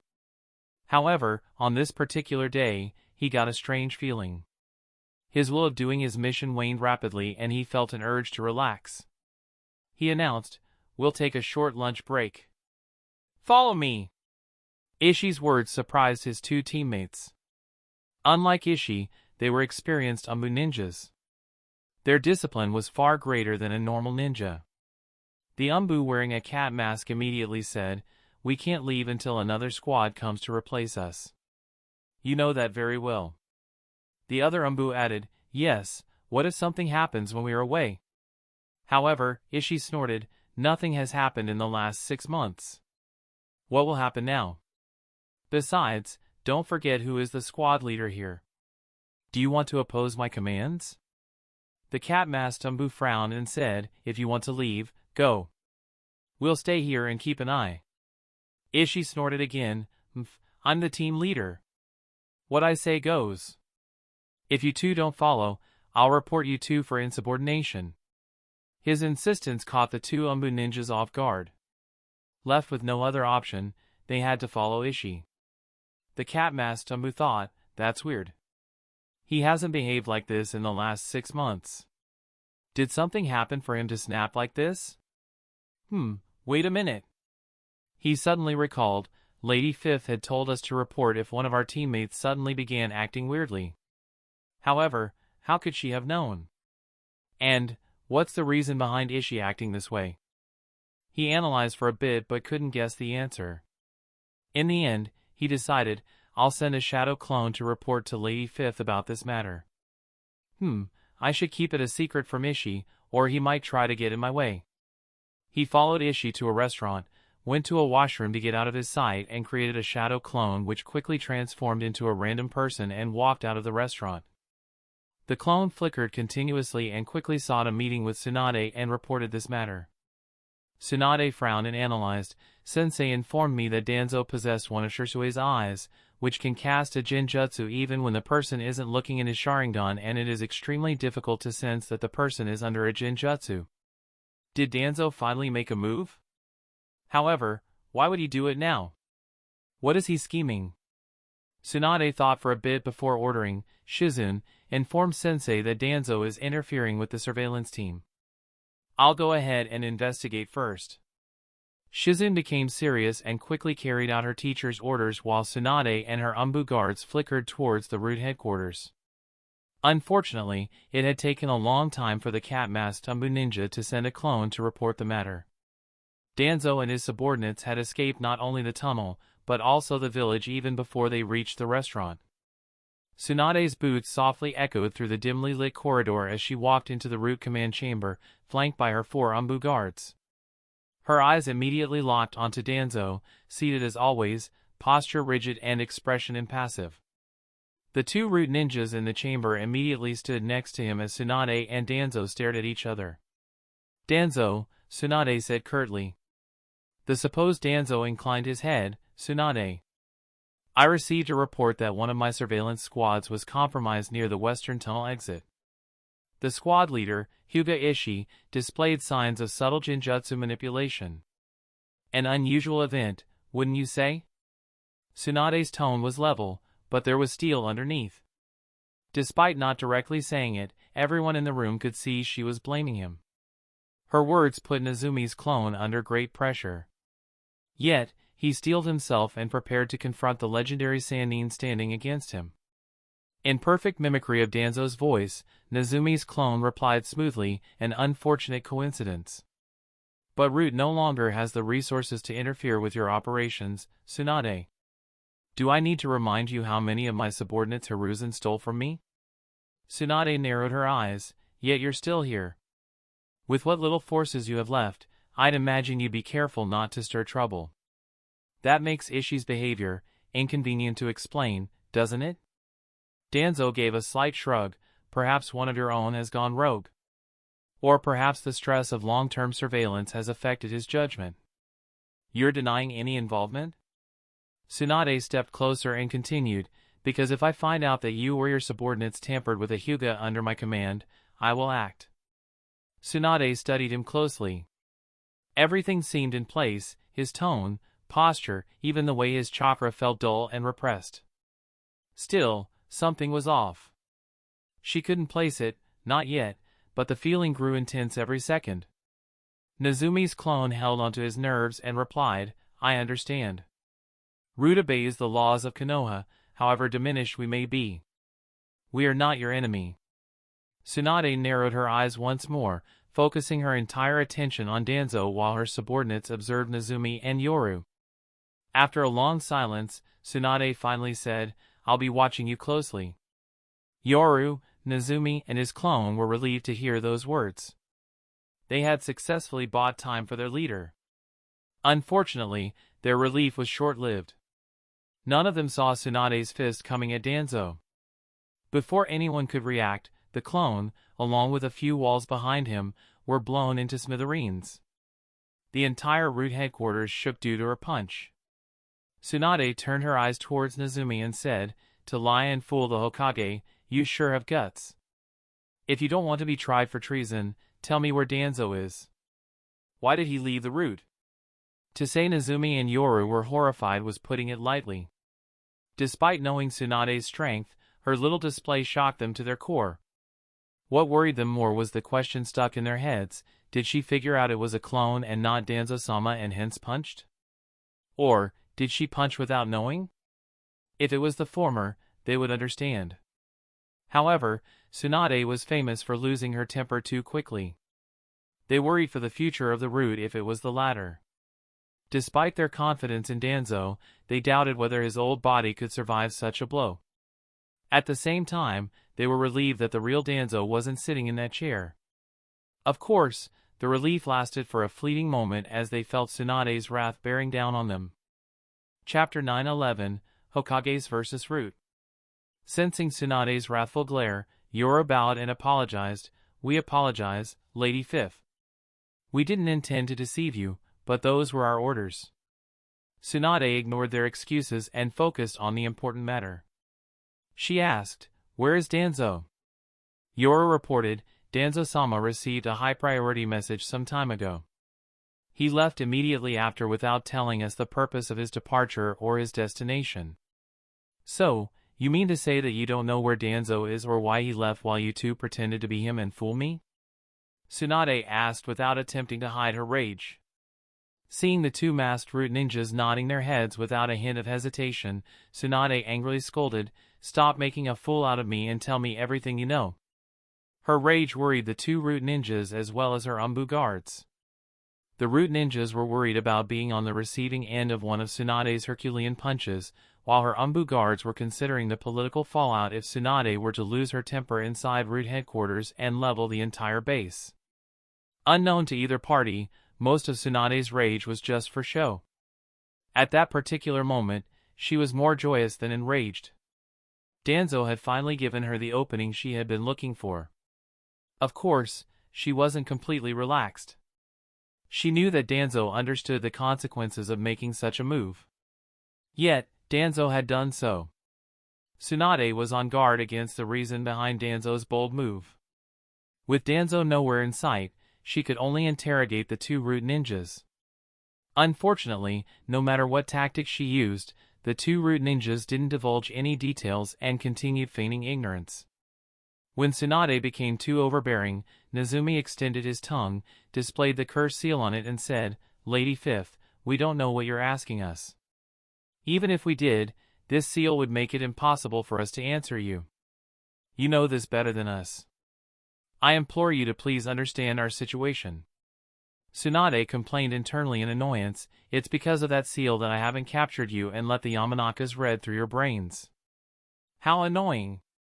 Tsunade snorted, "I do understand your situation properly. Capture and send them to Ibiki.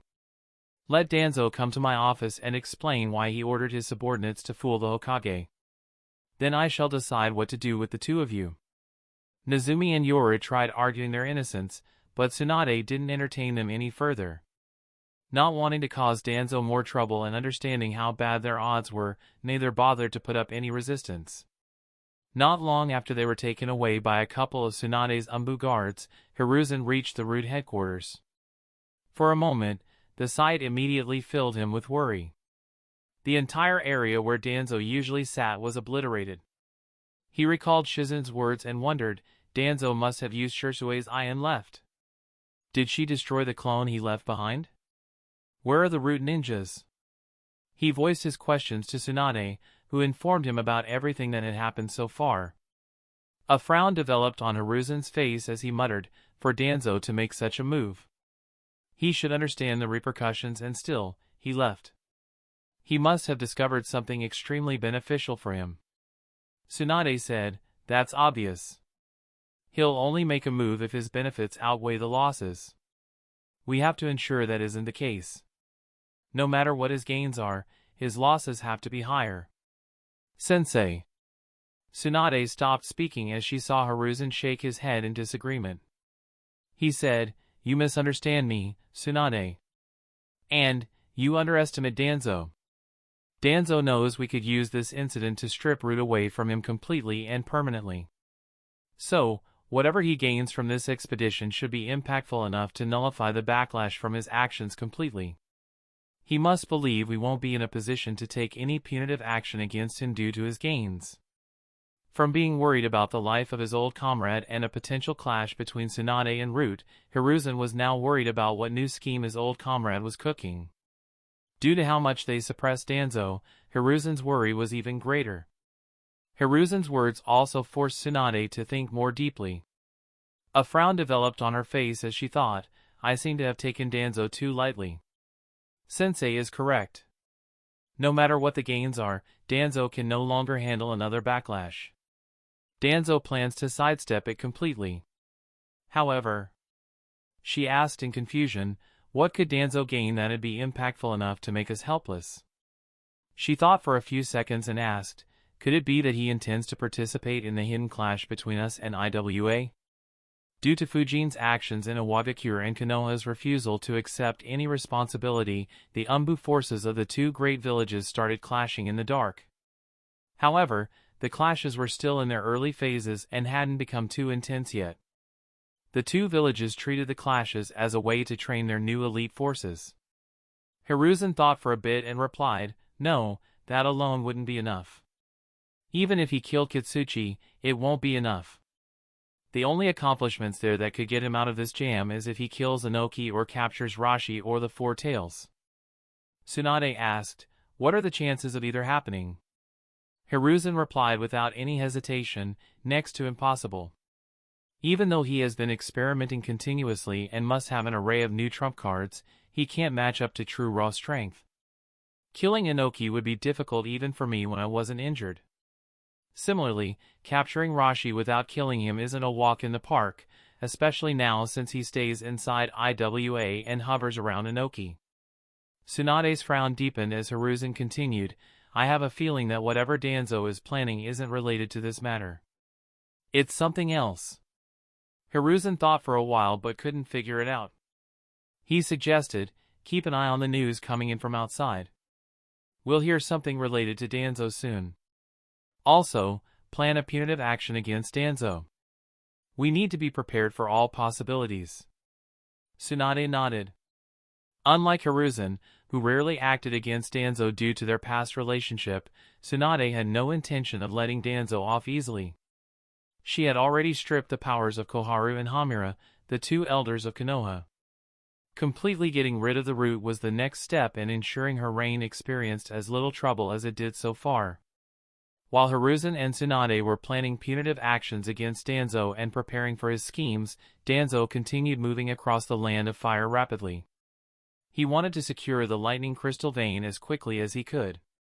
As he moved, he thought, Hiruzen must have figured it out by now.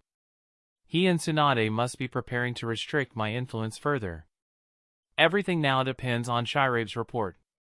If his observations are accurate and there truly is a lightning crystal vein here, no matter how big or small it is, it'll solve my issues immediately. Dealing with their schemes will be a child's play for me. However, if his report is wrong, Danzo couldn't help but feel the pressure. It wasn't often that he was driven into a corner. It was a rather unfamiliar and unpleasant experience for him. He had bet nearly everything on the competence of his subordinates. Danzo thought, if there's no crystal vein, I'll have to manufacture an incident that would force Hiruzen to depict me in a good light. Not difficult, but my options are limited due to the limited manpower available. Any miscalculation could reduce my forces even further. Sigh, to think I'd see such a day. I should have made a move when Orochimaru attacked Konoha, even if just a superficial one. That would have bought me some time and given me some room to maneuver.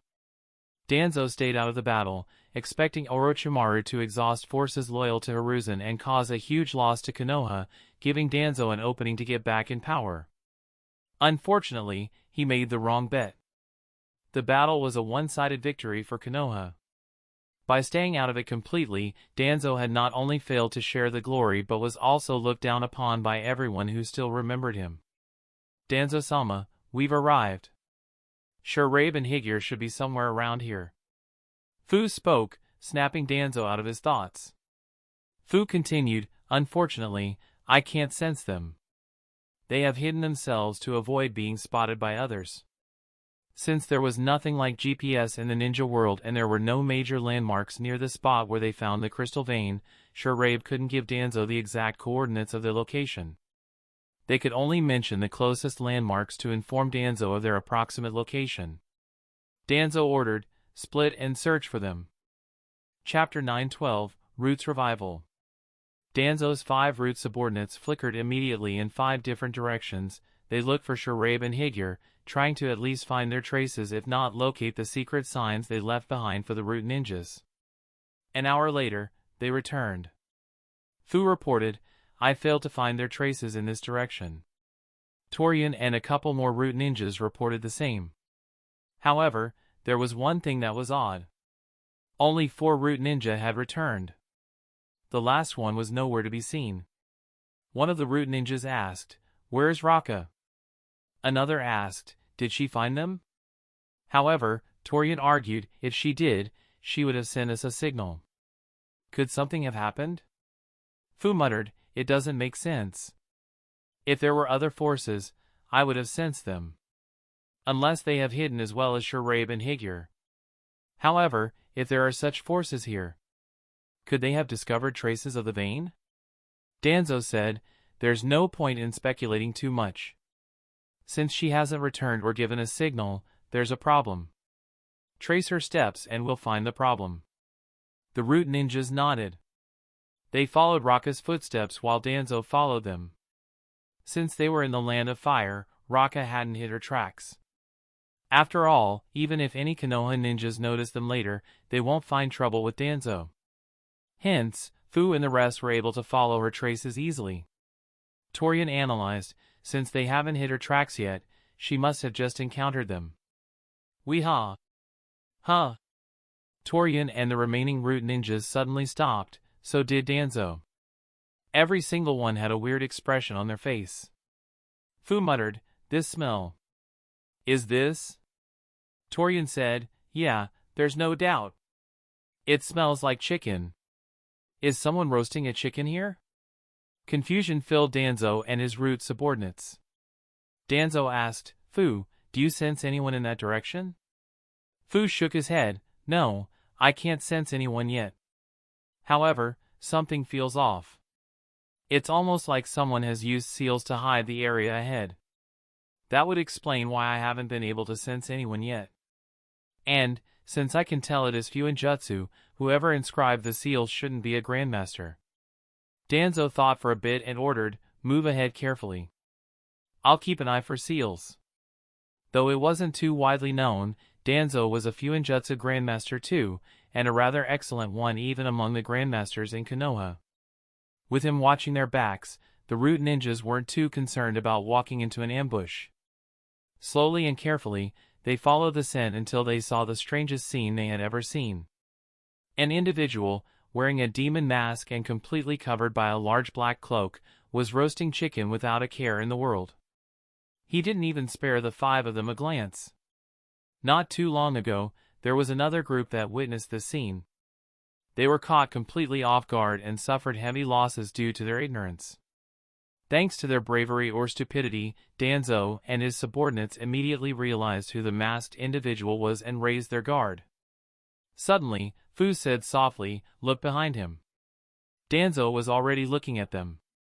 The rest were too distracted and intimidated by Akuro to notice it immediately. Their blood ran cold as they noticed the dead bodies of 3 of their comrades lying a few meters behind him. The bodies of Shurabe and Higure were stiff with early rigor mortis and slight discoloration setting in, indicating they had been killed several hours ago. On the other hand, Raka's body looked freshly killed, blood still seeping from the single slash across her throat. Fu thought, all 3 seemed to have just one wound on their bodies. They couldn't even struggle against him.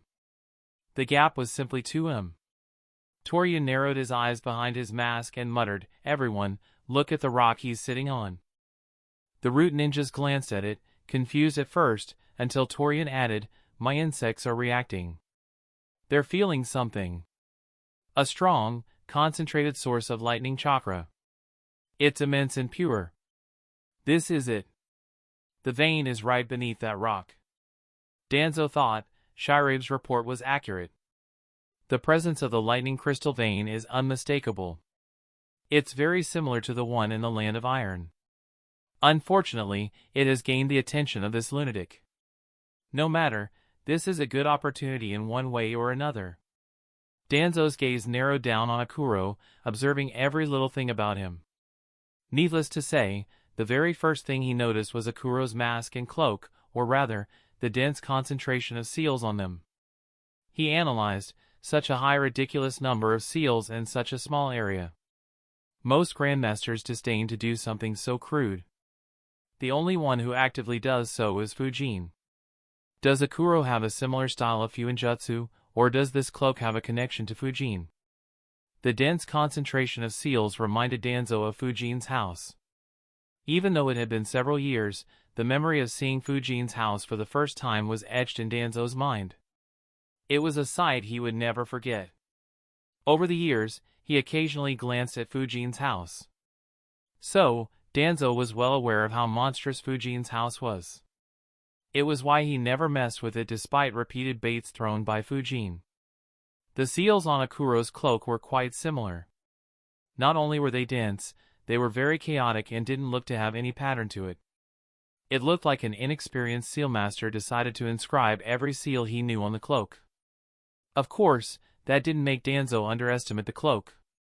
Quantity was a quality in itself.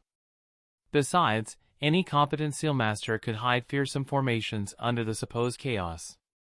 That is why Danzo didn't step into Fujine's house. Not to mention, Akuro's cloak was already quite famous.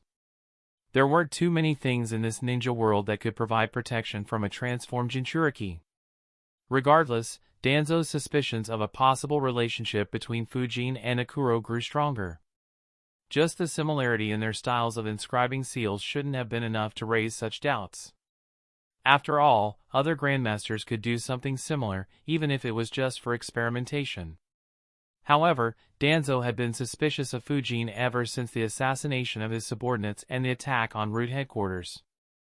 The suspicion had grown further continuously, even if just due to his instincts. Now that he finally came face to face with Akuro, Danzo wanted answers. Danzo said, "The seals in this area follow our guidelines. They must have been inscribed by Shurabe. Unfortunately, they have failed to hide them from him. There aren't any other seals in the area." The root ninjas relaxed slightly on hearing that. Danzo took a few steps forward and asked in a steady and emotionless tone, "Akuro, you've wandered deep into the land of fire, claimed something that isn't yours, and left the corpses of my men in your wake. That's a rather bold way to introduce yourself." Danzo stood still, his lone eye fixed on the masked figure as he waited for a response. His root subordinates, tense and alert, kept their focus trained on Akuro, curious to see how he would react to their leader's veiled threat.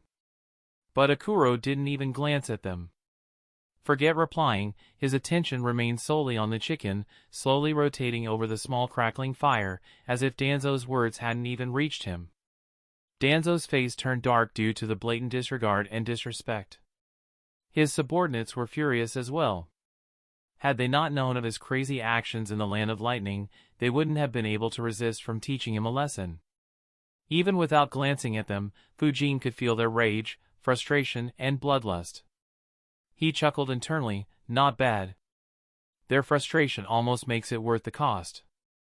My heart still bleeds due to how many lightning crystals I had to sacrifice to create a replica of the vein in the land of iron. I will have to give me twice the lightning crystals he gifted me last time to ease my pain." Sigh, whatever. At least I finally got Danzo out of his rat hole. The weeks of work my clones put to track down his root ninjas, study their routes, observe the lightning chakra vein and create a formation that could replicate its presence have finally bore results. If he had stayed put in his moldy crypt, I'm afraid I wouldn't have been able to hold myself back from directly assaulting his root headquarters again. Sensing the intense killing intent, Akuro finally turned his head, his indifferent gaze landing on Danzo and his subordinates. Suddenly, his eyes widened and he exclaimed, "Eh? That's the end of this tale for now. Thank you for watching and I'll see you in part 21. Peace."